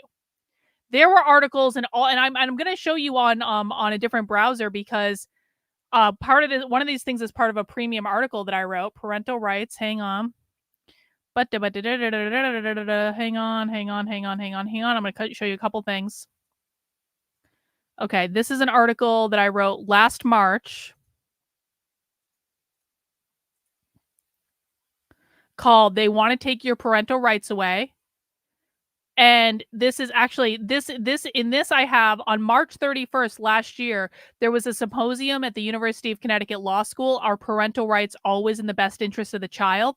And it had all these lawyers from all over the country actually getting together to discuss if parental rights was in the best interest of the child. That's one of the things. This is also, I also did a different article. This was on my birthday last year, April 12th.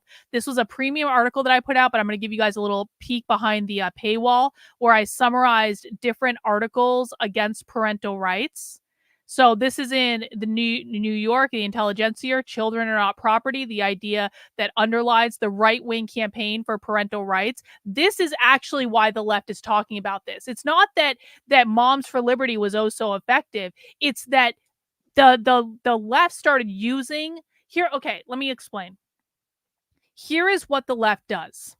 They wait for the right to do something stupid, and then they use the right doing something stupid to basically win the fight.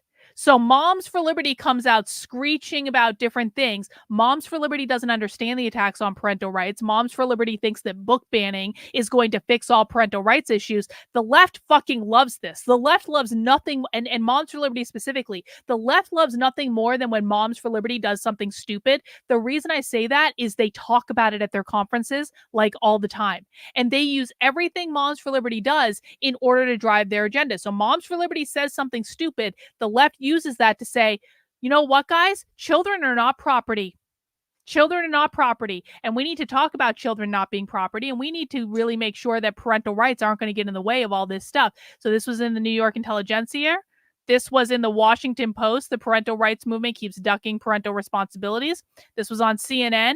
What parents are really getting from the GOP's parental rights agenda. This is from New York Times, what the Republican push for parental rights is really all about. James is not correct in that he thinks that these articles are coming out because people are oh so afraid of what the right is doing. The left loves when the right does this shit because they know the right doesn't know what the fuck they're talking about, and then they just turn it around and use it against them. Does everyone see that? I may not have explained that perfectly because I was doing that impromptu, but like, that's the general mise-en-scène of what happens. Please let me know if you have questions.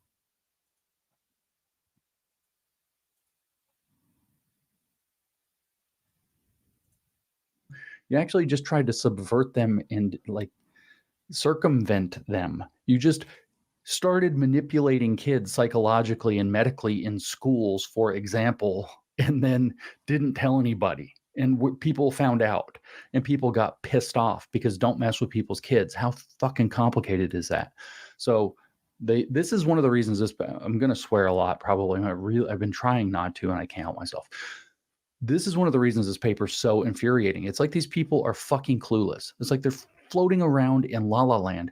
The topic of parental rights suddenly seems to be everywhere in U.S. law and politics. Yeah, well, for 50 years, you've been stealing them. And people figured it out. For 50 years, you've been stealing them. They can't. Finally, a point of clarity. Can't see the destruction that they cause. So I don't think that these people are proactive demons in the sense that a lot of communists and activists are. I suspect much more that these people are naive fools who actually believe the crap that they're spouting. And it's not the same thing. I think these people fundamentally think that they are the only people on the right side of history, and that they've been changing the world for the better. And we're going to hear this again and again through this paper. They do believe in terms that. of what they call progress. They've been making all this progress, and that this progress is intrinsically good. Just listen to it. It's called progress. What it is. Progress toward what, though? Progress toward a totalitarian state is what it actually turns out to be. That's designed to remold people spiritually, mentally, and emotionally, and maybe even physically into what they were always meant to be, which is to say, people who can actually manifest socialism. And so, no, this isn't necessarily progress in the real sense of solving problems for people. This is actually progressive nonsense. But I think these people are true believers. I think they think that they've just been doing all this good stuff. And how come people are so mad? How could people be mad about all the good things we've been doing for a century with your kids? Anyway. It says, during the summer of 2023, federal courts in Kentucky and Tennessee issued preliminary injunctions against state bans on gender-affirming care. That's the first thing they're worried about. Yes, Tennessee and Kentucky, along with many other states. Pop quiz for the chat. Why is the first thing that the abolished parental rights movement worried about is trans care for kids? Why is trans health care for kids the first thing that people who are attacking parental rights care about? Why is that completely and totally predictable? What do you guys think in the chat?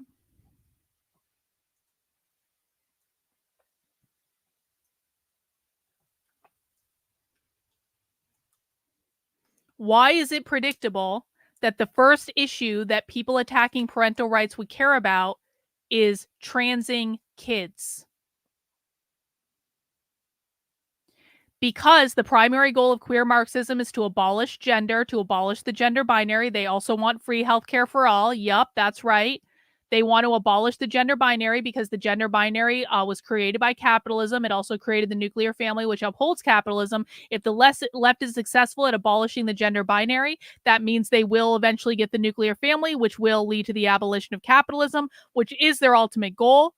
It removes the gender binary from a young age. Yup. Their goal is not actually to trans the kids, by the way. It's to queer the kids. It's to get the kids to reject the idea of a gender binary. They don't want the kids transitioning from man to woman or woman to man or boy to girl or girl to boy, as the case may be.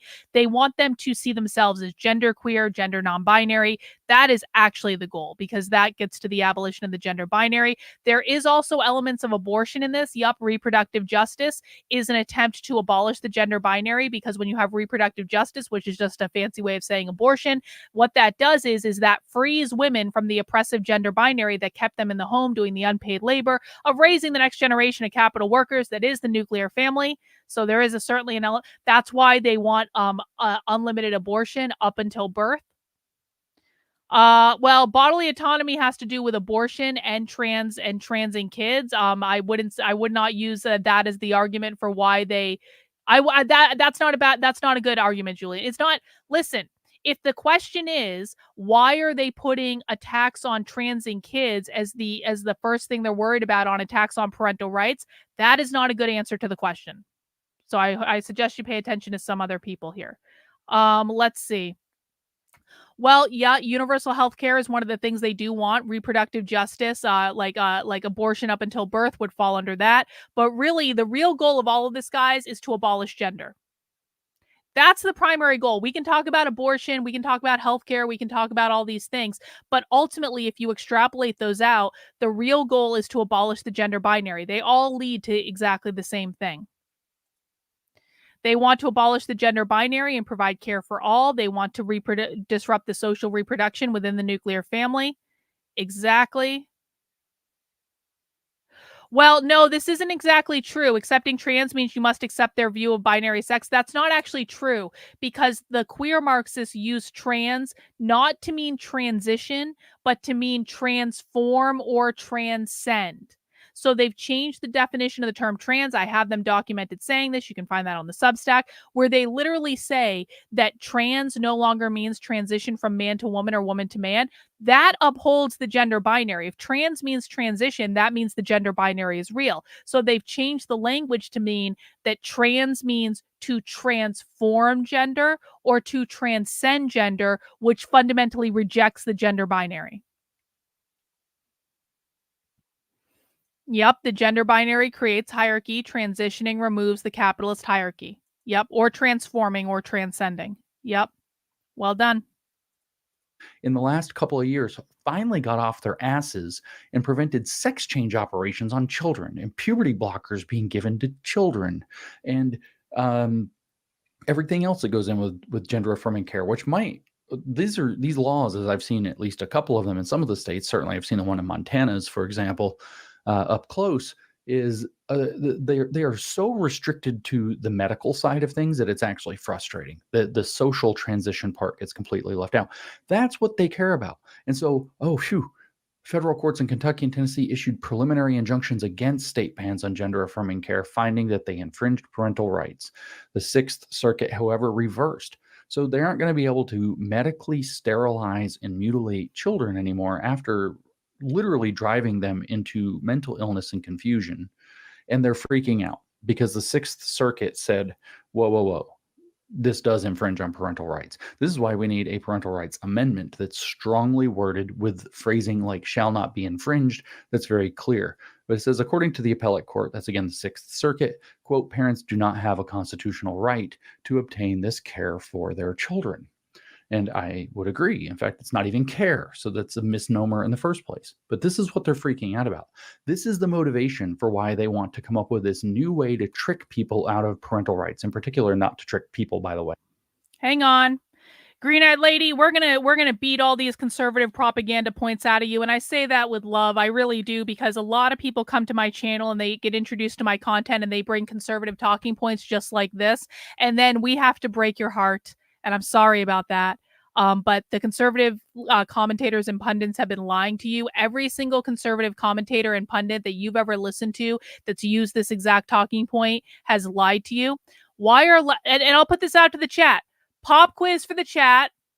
I won't even answer this. My chat will answer this. Pop quiz for the chat. Why are leftists not concerned that their socialist comrades might end up extinct due to uncontrolled abortions? Why doesn't that matter? Pop quiz for the chat. I'm not even going to answer it. I'm going to let my chat answer it. So Green-Eyed Lady knows this doesn't come from me. Everyone else thinks this too. Yep, Tim Pool says this all the time. Tim Pool doesn't know what the fuck he's talking about.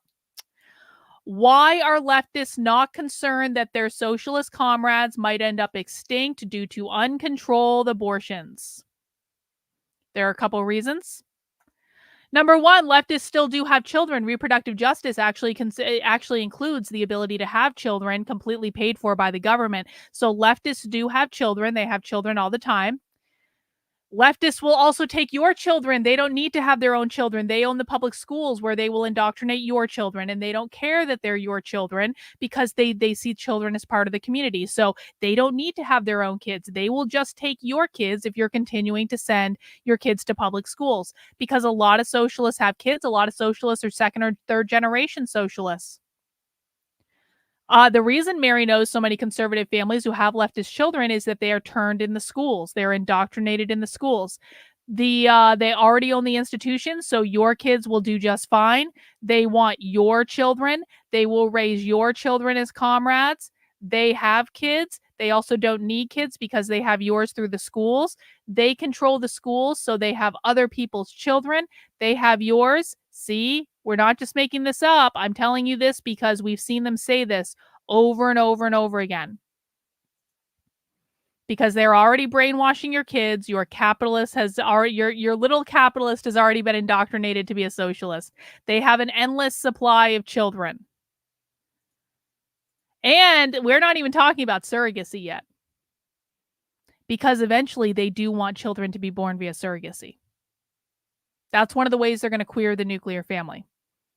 They want to get rid of biological kinship. If we don't have biological kinship, then everyone belongs to everyone else. That's a whole other dystopian nightmare. But that's real. Lots of other correct answers, guys. Well done. So Green-Eyed Lady, again, I really don't mean to break your heart. I really don't mean to kind of like single you out, but I know that you're relatively new here, and this is just the learning curve that comes when people discover my content for the first time. It's not like, I hope you aren't offended, but your influencers have lied to you. Not parents. They're not trying to trick parents. They're trying to trick judges. This is the legal horse shit that they're going to use to trick judges. Hey, into we appreciate you, taking your kids Green-Eyed away Lady. Salutes to you. for protecting them from leftist insanity. A little over a month later, in early November 2023, the Fifth Circuit heard an appeal case involving a father who claimed his parental rights were violated by regulations that entitled his children to confidential family planning services. Family planning is a nice euphemism for saying abortion. Right. And so this guy's claiming that his parental rights were violated because his kids were able to consult something like Planned Parenthood, maybe Planned Parenthood specifically, and he didn't have to be told. And he said that's a violation of my rights as a parent to these children. At oral argument, the attorney for the father claimed that the act infringed on his right to consent to his children's medical care, as well as his liberty to raise his daughters to remain abstinent until marriage. So there you have the idea that the installation, even if it doesn't take, right, the parents have a fundamental right to instill values, which in this case would be abstinence till marriage, instill values into their own children. It may or may not take, but that's the relationship between the parent and the child, and the state doesn't need to be intervening. And third parties actually shouldn't be intervening, is what this is saying. The same week as the Fifth Circuit's oral arguments, the issue of parental rights appeared in a district court opinion assessing an Idaho law that criminalized, quote, abortion trafficking, defined as helping a minor obtain an abortion without parental consent, either within the state or in another state. The court held that parental rights did not justify the law. Meanwhile, legislatures have introduced or passed a slew of enactments that sponsors have asserted are justified by parental rights.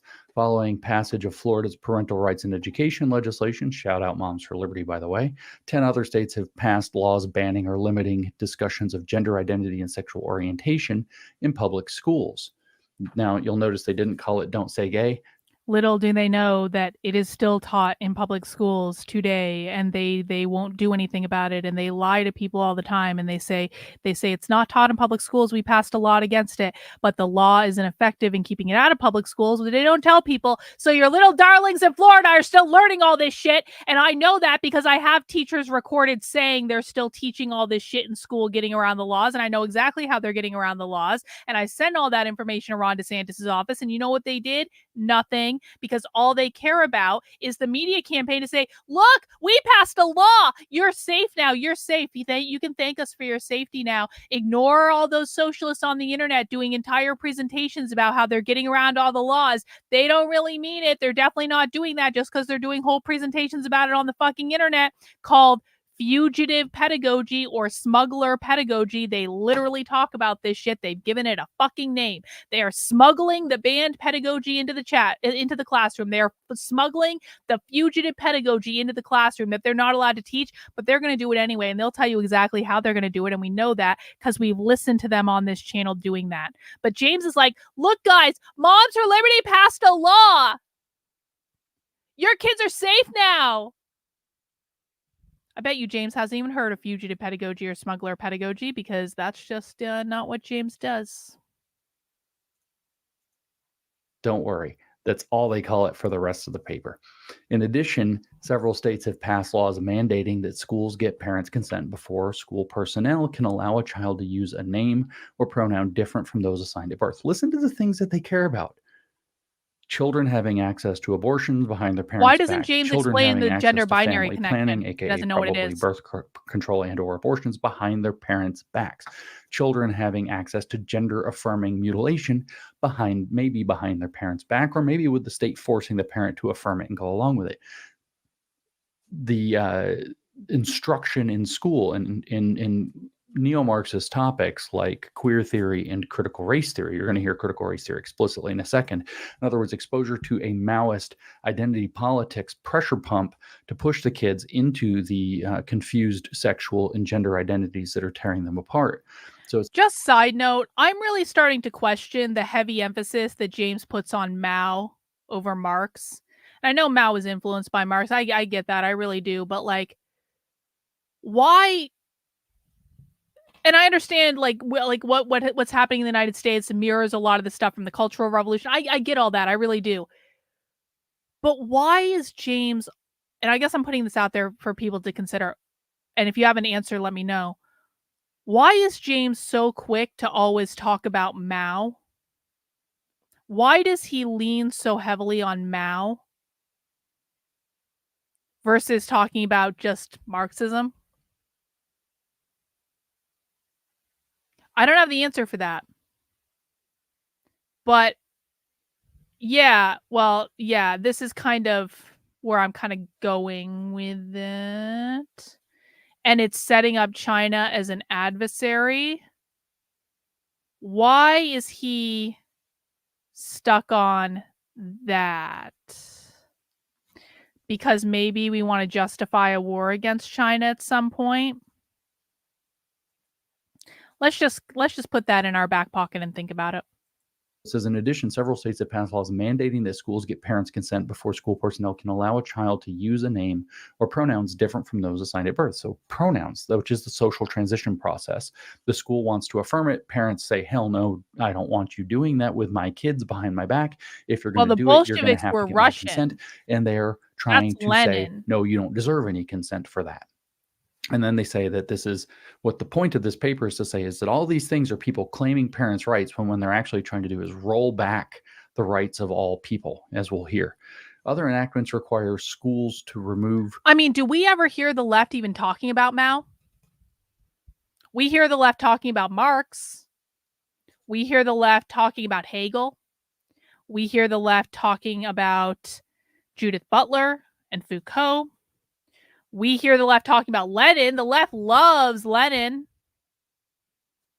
Occasionally we hear the left talking about Trotsky. Do we ever hear the left talking about Mao? I can't recall one presentation where the left has talked about Mao. Left doesn't talk about Stalin either. They hate Stalin. Why don't we ever hear the left talking about Mao?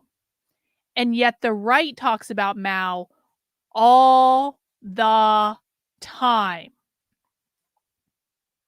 Well, Joseph, yeah, okay, fine. Yeah, but if that was the perspective that the left had, they would talk about Mao a lot more than they talk about Marx. So why don't they talk about Mao's? I mean, you could say, well, Carlin, a ton of people in China died because of that. Okay, that could be an answer, but they talk about. They have no problem, like the left has no problem talking about the Russian Revolution is like the greatest event in the history of ever. They love the Russian Revolution. A lot of people died because of that too. A lot of people died in Ukraine because of that, in the Holodomor, or however you pronounce that. But you guys know what I'm talking about when there was like mass starving in Ukraine. A lot of people died because of that. So they aren't afraid of talking about like events and leaders that ultimately led to mass death. That's not what it is. Well, no, because you seem to be under the impression that the left hides their. I'm talking about in their private meetings, bro.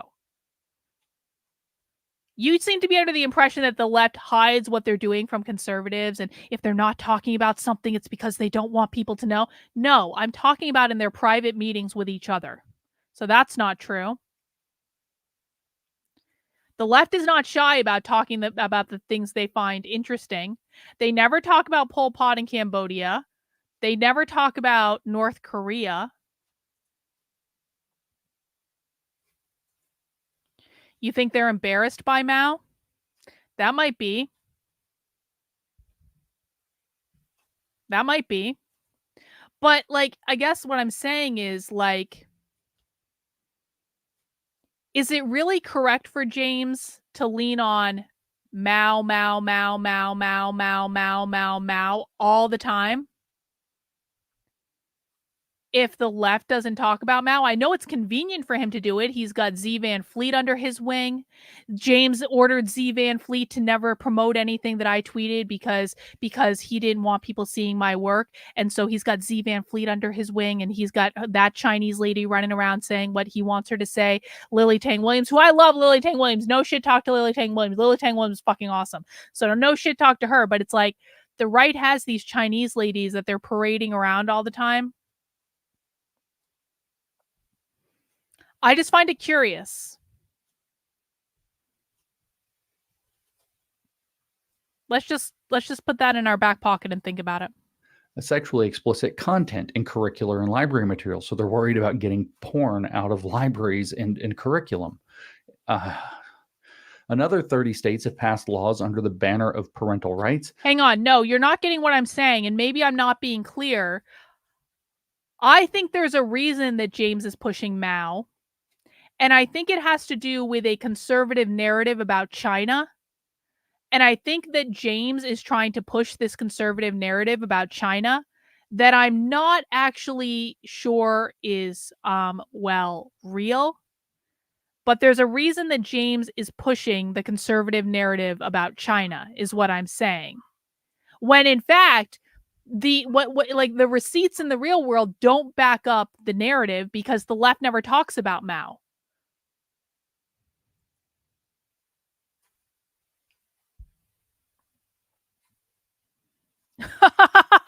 Oh, bro, you just don't know what you're talking about. Okay, I get it. You're new. You don't know what you're talking about. Sit back and listen, bro. No, that's not correct.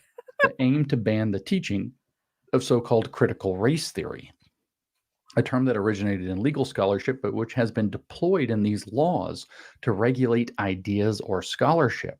Sorry, I did say that wrong. Which has been deployed in these laws to regulate ideas or concepts related to race or racial justice deemed divisive.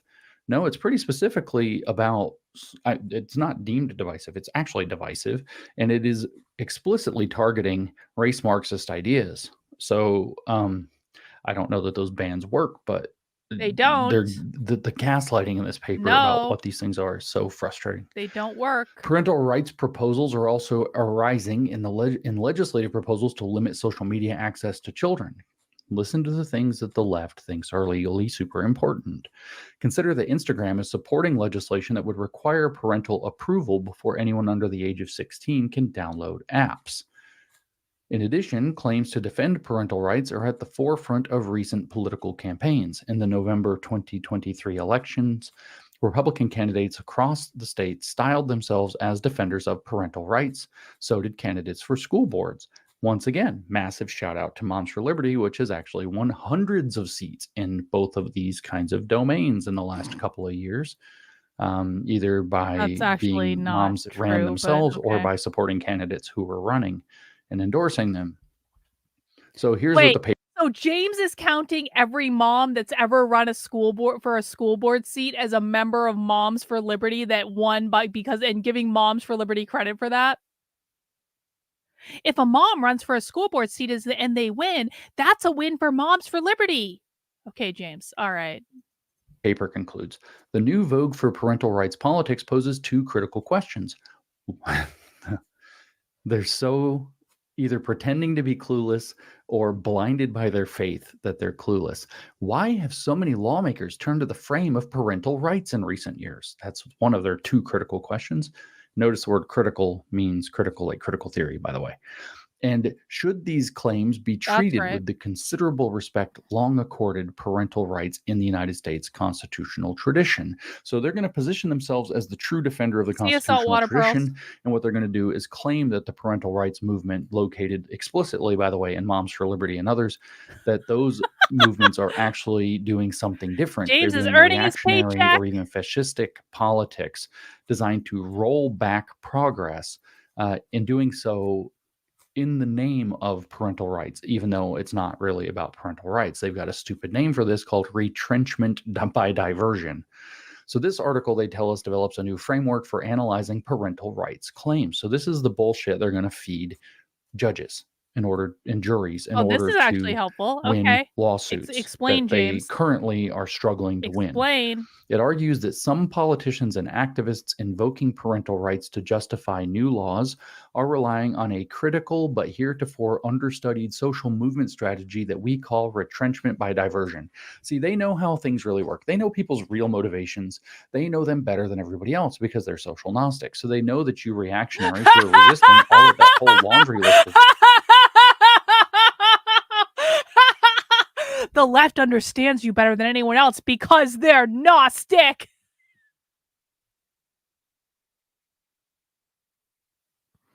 Gnostic mention, drink, retrenchment by diversion, I think is what it was.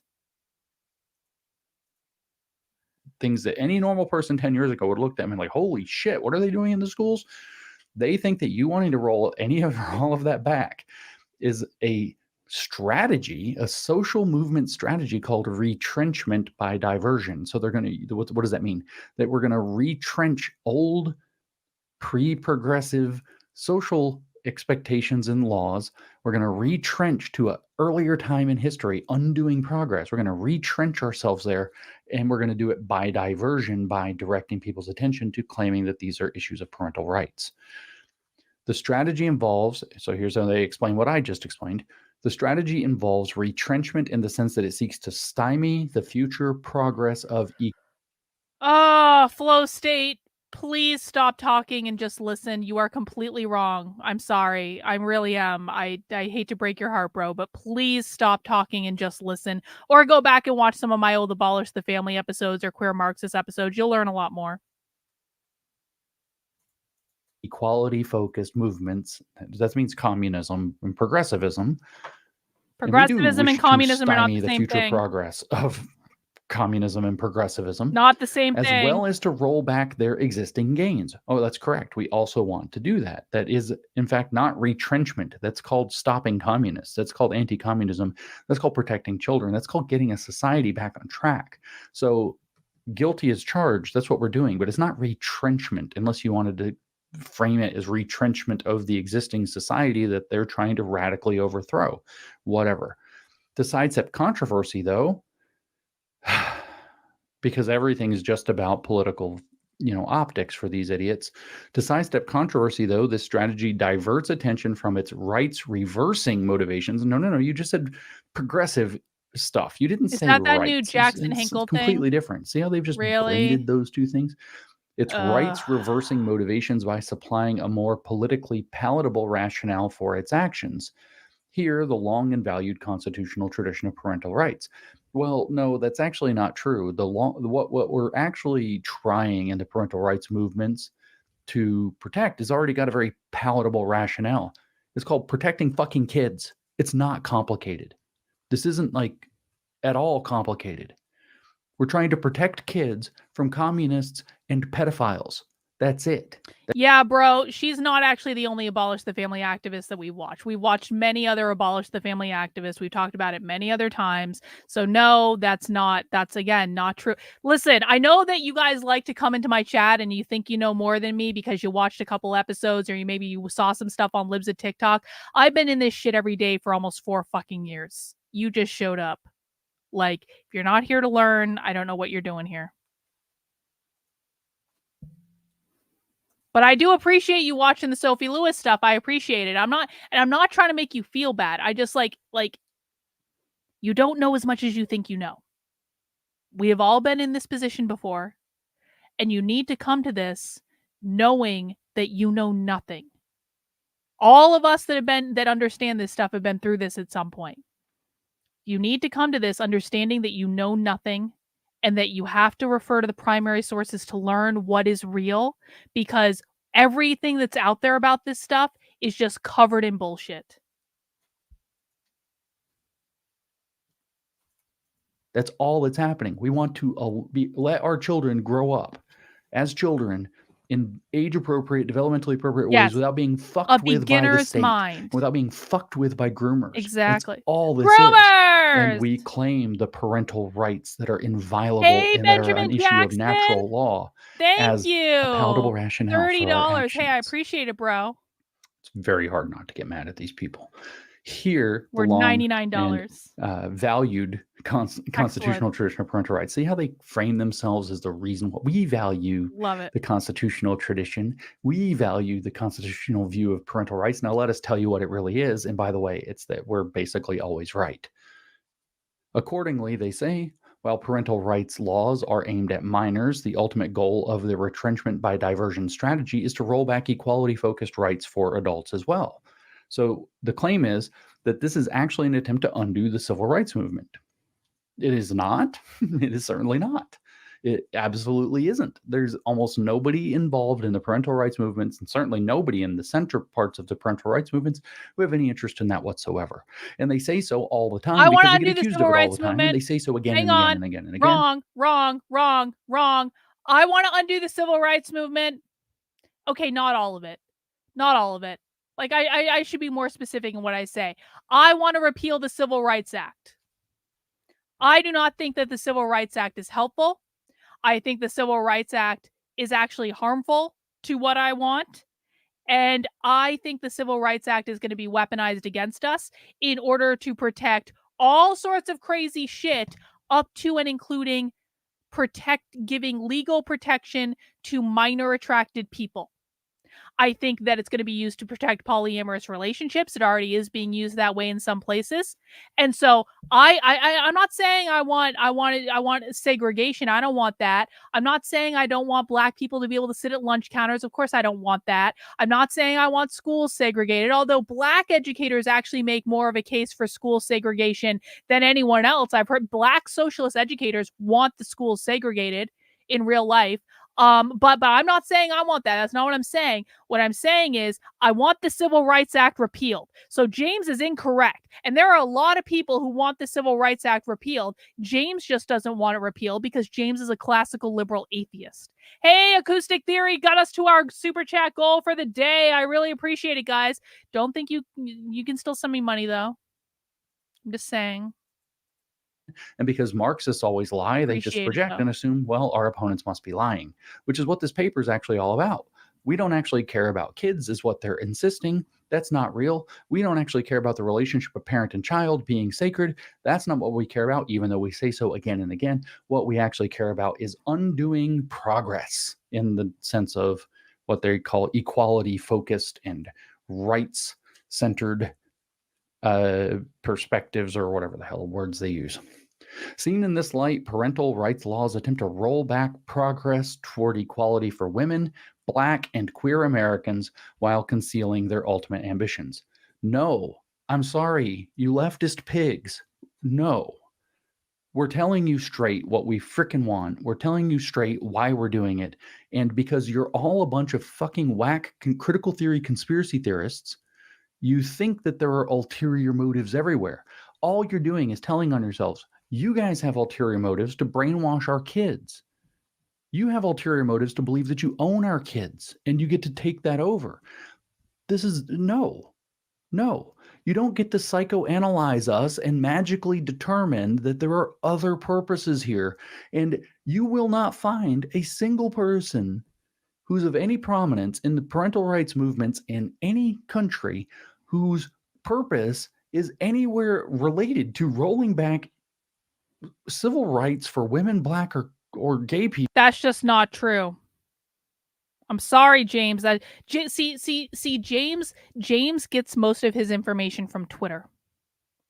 And on Twitter, James blocks anyone that isn't in his classical liberal echo chamber from even being like seen by him.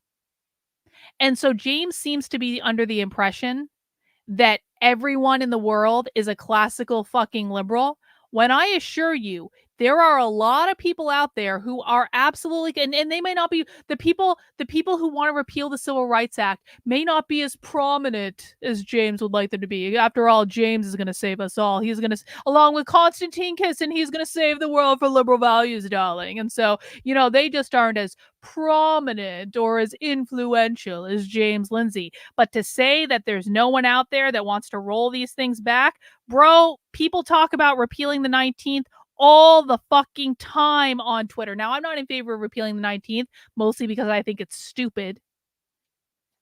But I am absolutely in favor of repealing the Civil Rights Act. And there are a lot of people in favor of repealing the Civil Rights Act. A lot of libertarians are in favor of repealing the fucking Civil Rights Act. And if James didn't block everyone that disagreed with him on Twitter, he would probably know that. People in adults. You just won't find it. I'm sorry, drag queens don't have a fundamental right to dance and gyrate in front of children. They just don't. No one's trying to take away women's rights except the fucking drag queens and the trans. That's actually not true. Invading their spaces, which is exactly what these parental rights things are trying to protect our girls from. It's so. Do you see what I'm saying about how angry? It took me like 8 tries to get through the introduction to this paper because I got so mad so many times. While this article focuses on recently passed parental rights laws as an example of the strategy of retrenchment by diversion. Yo, it's true. Phrase He's an just idiot. burns my balls. He is an idiot. Legislators and movement activists The have used this savior of strategy in liberal other contexts. values. Targeted restrictions on abortion providers, TRAP laws, which impose costly and medically unnecessary requirements on abortion clinics, were put in place by states hostile to abortion during the Roe era, ostensibly based on concerns for women's safety. Indeed, state laws banning gender-affirming care, P.S. that's mutilation, for minors are themselves a prominent example of a retrenchment by diversion strategy. Really? Well, why don't we go visit the WPATH files or the WPATH tapes or the WPATH exposures from Alabama? Or it turns out gender-affirming care is a fraud. It is a child-mutilating fraud that everybody can see for what it is, except you lunatics. Everybody else can see it. Even Europe has been like, holy shit, what are we doing? Let's stop. Only in the United States and Canada and maybe Australia and New Zealand are we still butchering children under this euphemism of gender affirming care. The whole charade at the time of this thing's publication is falling apart. If it's a bus, the wheels are off, it's sliding down the hill, sparks flying. It's basically done. It's exposed. And here it is. Indeed, state laws banning gender affirming care for minors are themselves a prominent example of a retrenchment by diversion strategy. No, they are not. They are a desperate attempt to protect children from something that they never should have been protected from in the first place, because the medical profession got corrupted and couldn't police itself. And the activist corruption Agree. that led us to this Correct. place is so You got one. unbelievable that when you start to see the whole story, you're like, how the hell was any of this ever allowed to happen? But what do they say? Well, these laws have been justified by legislators based on concern for the medical risks such treatments pose to children. Yeah, no shit, like sterilization, like bone density loss, like removal of healthy body parts that will not grow back to treat them into. You know what this is? This is why James's podcast is so popular, because like I hit people over the head with like truth and facts and I tell them they're losing all the time. What James does on his podcast is he becomes the moral outrage, self-righteous brigade. This is the shit that I can't stand out of like the anti-woke influencers.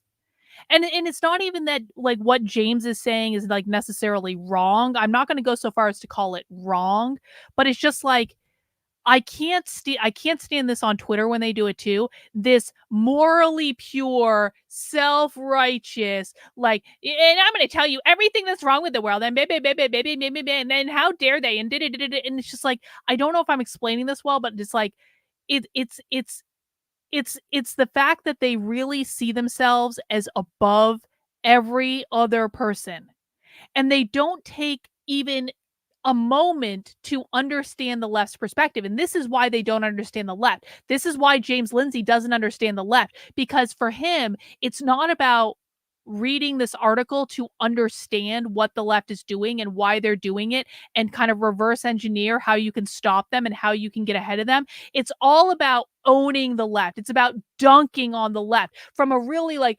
morally superior, self-righteous place where he is just looking down on them and those silly, stupid people. Well, in the meantime, those silly, stupid people are winning. Those silly, stupid people that just don't know anything. And why aren't they followed by the big influencers on Twitter? Well, I am followed because I am James Lindsay. Like, it's like those stupid people that you're just dunking on in this podcast to give your audience like virtual high fives and you can all feel like you're winning. Those stupid people are actually kicking your ass. The left is beating us by 1.5 miles. And James Lindsay and all the conservatives on Twitter think that just doing these podcasts to own the libs, to dunk on the libs, that's all that's going to take to beat them, when all they're really doing is like high-fiving themselves and being like, yeah, we got them, we showed them, we shit-talked them in a podcast, bro. And in the meantime, they do nothing.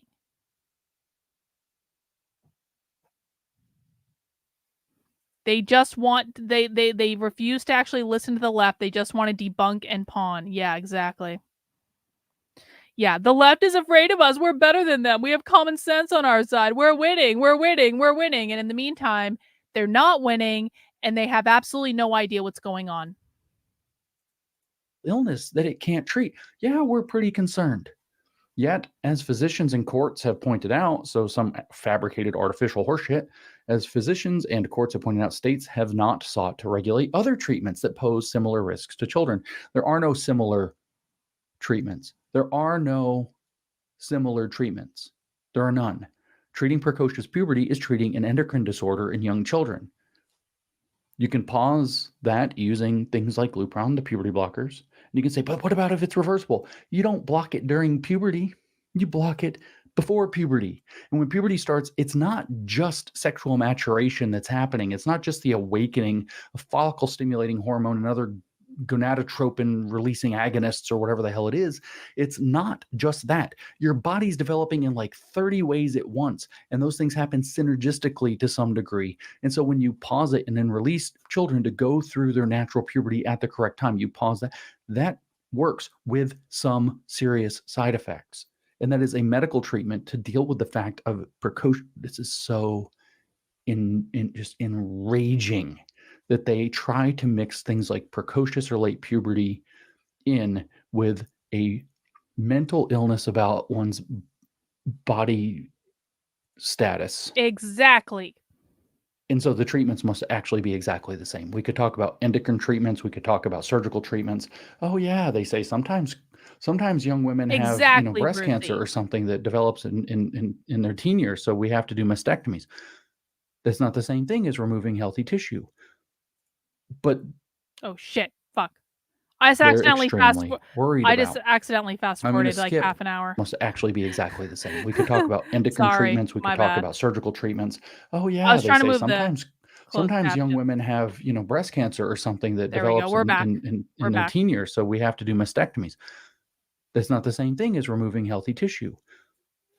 But what causes it to be treated as though they're equal is that pose similar risks to children.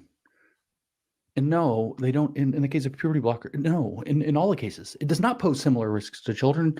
It poses in a very, very narrow set similar medical risks in the short or immediate term. It does not have. It's infuriating. I told you. You think so? This article. Why do now you listen say to that, this, Milo? Listen to this, Chutzpah.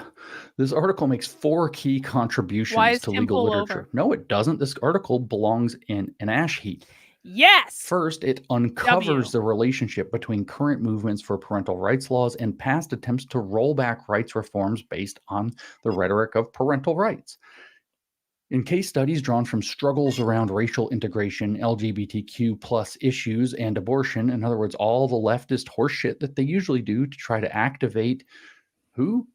Racial minorities, sexual minorities, and feminists, which are the first of the 3 groups that Herbert Marcuse named in the 1960s as the coalition to build to radicalize the country. We demonstrate continuities across time. No, what they do is they say, look at what happened during busing, and so this thing that's happening now looks kind of similar, so it must be the same thing. And show, no, they do not show. As a mathematician, they certainly do not show. Show is a very strong word. And show how parental rights rhetoric has long been used by activists to divert attention away from controversial goals. That is so much bullshit. Second, we elucidate retrenchment by diversion as a movement strategy and explain why parental rights rhetoric works as such an effective means to accomplish this strategy. In doing so, we identify the way parental rights rhetoric effectively obscures the politically contentious goals that motivate these laws, the harm such laws pose to children and members of disadvantaged groups, puke, and the damage they do to democracy and good government. So notice I told you at the beginning, during the Soviets, during Soviet Union, in the Eastern Bloc, but in Mao's China, in every communist country, you could be diagnosed as a psychiatric patient, as mentally unwell for not going along with the program. In other words, that the damage that your views do to democracy and good government, you must have some kind of a mental illness. And so here that they're saying that this is what I was saying, is that they will say that the parents have an obligation to raise their children so that it supports whatever the fuck they call democracy, which we all know means their oligarchy, their tyranny, their power, their unaccountable power. As a matter of fact, they're ruled by Democrats, and good government. Of course, they get to define what good government means, and it means socialism, guys. Third, we offer guidance on how to distinguish legitimate claims of parental Congratulations, rights James. from You got uses of one. parental rights rhetoric merely to accomplish the strategy of retrenchment by diversion. So our legal Gnostics here are going to tell us under which circumstances a parental rights claim is legitimate and under which circumstances a parental rights claim is illegitimate. Aren't you going to be surprised that when it supports leftist aims, it's legitimate, and when it doesn't support leftist aims, it's illegitimate? They know, you don't, because they're Gnostics. I keep pointing that out. Fourth and final. Gnostic. Everyone drink. They're Gnostics, guys. Socialists are just Gnostics, okay? If you know that they're Gnostics, you know everything. James will never say the word James will not say the word capitalism, which is what The attacks on parental rights are specifically designed to abolish capitalism by disrupting the nuclear family, which disrupts social reproduction theory, which is what they need to do to abolish capitalism. James will not say capitalism one time in this podcast. James will not explain that capitalism means private property ownership and that the reason they want to abolish parental rights is that they consider parental rights to be a form of private property ownership. James has already said Gnosticism like 3 fucking times.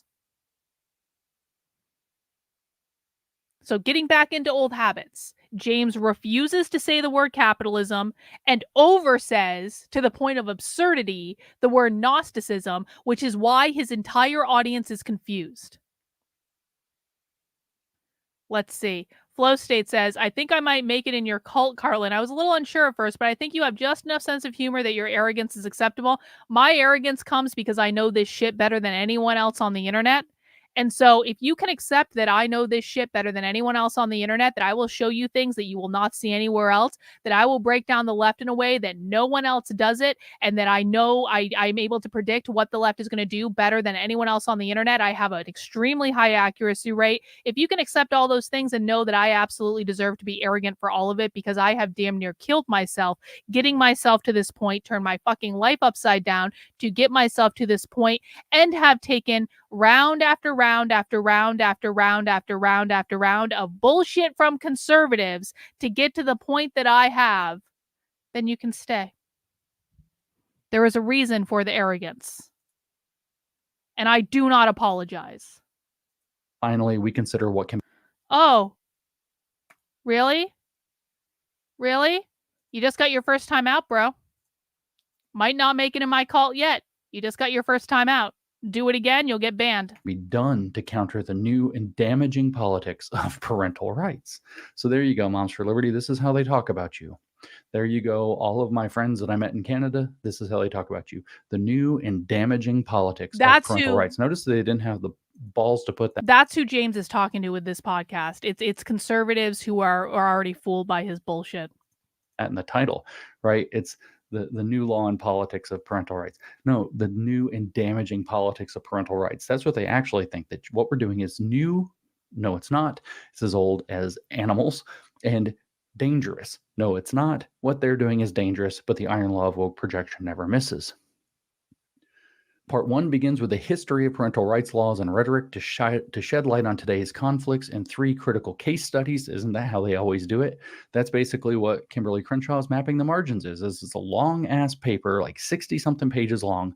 That could have been like 10 pages long, except that it has this nice introduction that tells you what's going on, this nice conclusion that tells you what's going on, and then a bunch of fucking sob stories in the middle that they call case studies that apparently make you have emotional attachment and believe it.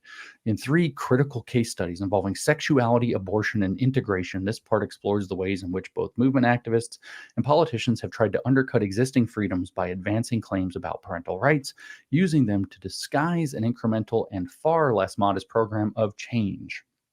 So we're all lying. We're actually radicals. We want to go back to the 1950s or 1850s or 050s or something, and we're lying about it using parental rights. I'm not going to read much, if anything, from part 1, though.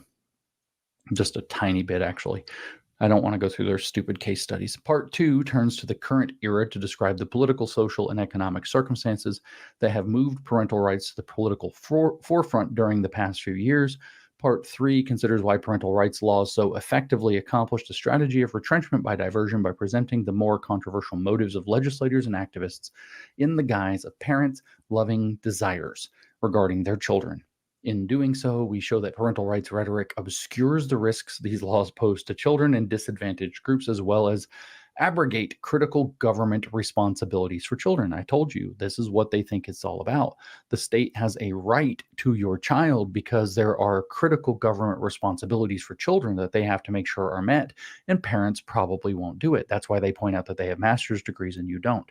And we're going to come back after I'm going to finish this part 4, part 5 of this introduction, and I'm going to come back. I'm going to tell you about spell books, because we need to understand that this is a spell book, and I want you to start understanding how leftist literature works as a.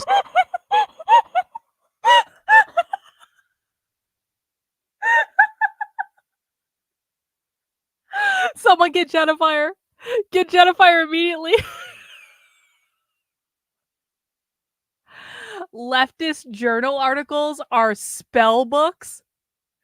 This is a spell book, guys. The left is using Gnosticism to beguile you, to trick you into getting rid of parental rights. It is a spell book. Yes, he did. James just said this article is a spell book. Hang on. Let's listen again. A spell. Someone tell Jennifer. Government responsibilities for children that they have to make sure are met, and parents probably won't do it. That's why they point out that they have master's degrees and you don't. And we're going to come back after I'm going to finish this part 4, part 5 of this introduction, and I'm going to come back. I'm going to tell you about spell books, because we need to understand that this is a spell book, and I want you to start understanding how leftist literature works as a spell book, how it casts a spell on you, and that spell tricks people. It mystifies them. It bewitches them. If you read leftist literature thinking it is a good faith activity instead of a grimoire, it's a grimoire.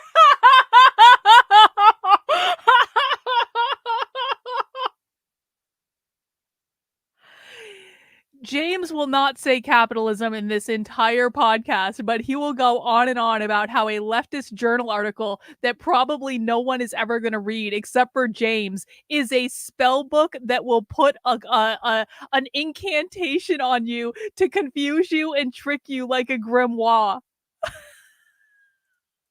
which is an old word that means a witch's spell book that casts a spell on you while you read it. My God. Then you don't understand what you're reading.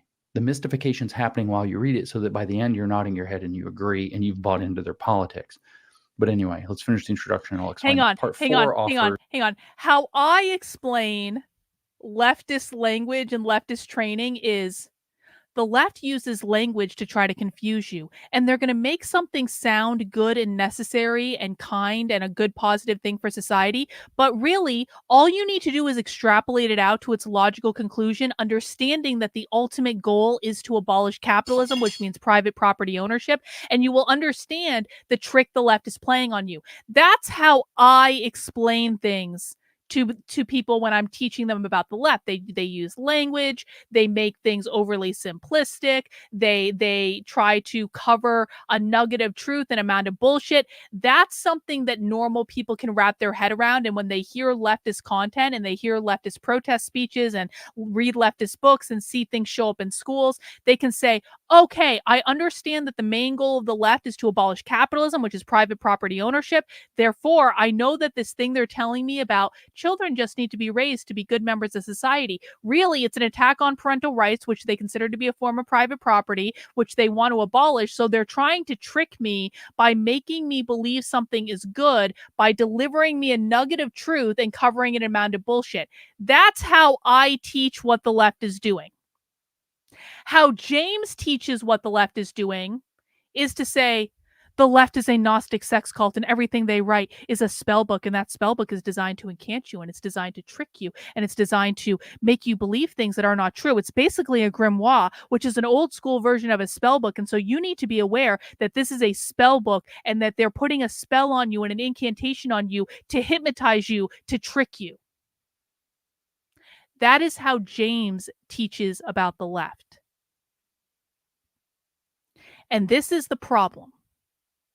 The reason that James makes all these personal attacks on me publicly, the reason that James wants people to think that I have a personality disorder that I don't have, the reason that James attacks my audience and blocks my audience from going into his replies and from commenting on his YouTube channel, the reason that James does all this ad hominem bullshit instead of actually addressing the intellectual arguments and the criticisms that I'm making of his work is because James doesn't understand it. Because seriously, guys, if the explanation that you're giving to parents that just want to be able to help their kids is the left is putting an incantation on you out of a spell book and a grimoire, and they're trying to incant you and hypnotize you to believe things are true because they're Gnostics. They're Gnostics, I swear. Pinky swear, bro. If that's the explanation that you have, then you do not understand the left in any way. I think that's all I want to hear. if I'm honest about it.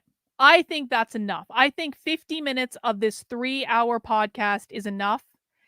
And at the point in which we have reached James trying to convince people that the left is putting a Gnostic spell out of a grimoire on them is the minute that I go,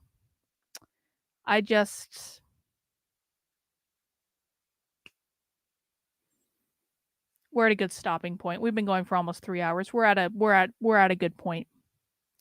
All right. Well, guys, that is all I have for you today. Of course, I will be back tomorrow. Tomorrow's happy hour. Tomorrow we get to drink beer. That'll be awesome. On happy hours on Fridays, we do watch Woke Training from start to finish, and we drink some beers and we talk about it. I do want to remind people that there are a couple ways that you can consume some of my other content. In the meantime, the first way is, of course, heading over to my Substack, which is Carlyn, Karlyn, .substack.com. Make sure you sign up for email updates. I've got a bunch of stuff that's going to go up tonight. I know I always say that, but I actually do have stuff that's going to go up tonight. I promise. And I posted a new podcast yesterday explaining what Joe Biden means by Supreme Court reform.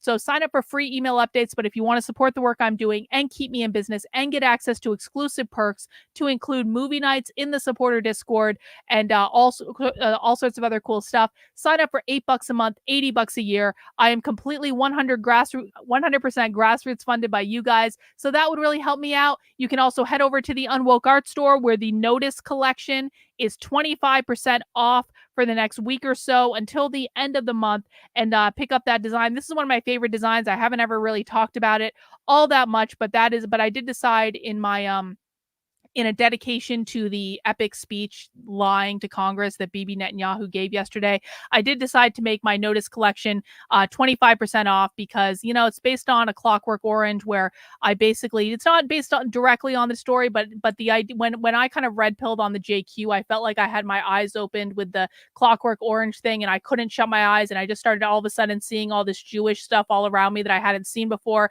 And it was really disturbing to me. And so I channeled that into a t-shirt designed based on the Clockwork Orange, but it says Notice at the top in the same lettering that's on the Clockwork Orange movie poster. You can get that on t-shirts, hoodies, sweatshirts, a tumbler, bag. We got a couple poster options, one with a frame, one out. So all of that is available for 25% off in the Unwoke art store. There's lots of other cool stuff in there as well.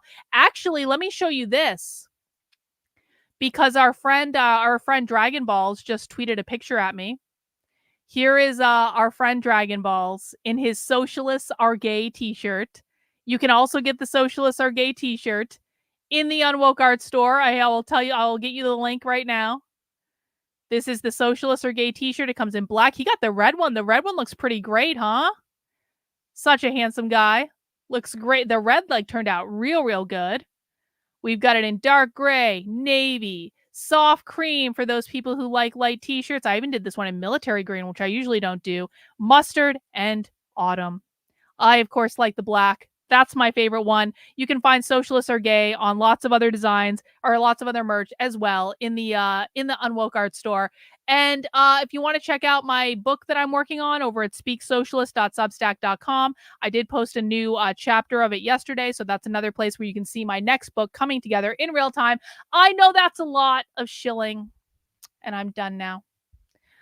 I'm done, and I'm going to go cry into a pillow at the state of affairs that we find ourselves in. And, I guess that's just the way it goes, but I will be back tomorrow at 5 p.m. guys. And I will see you next time. And I will see you tomorrow. Have a great night, guys. Take care. We'll see you soon. Bye.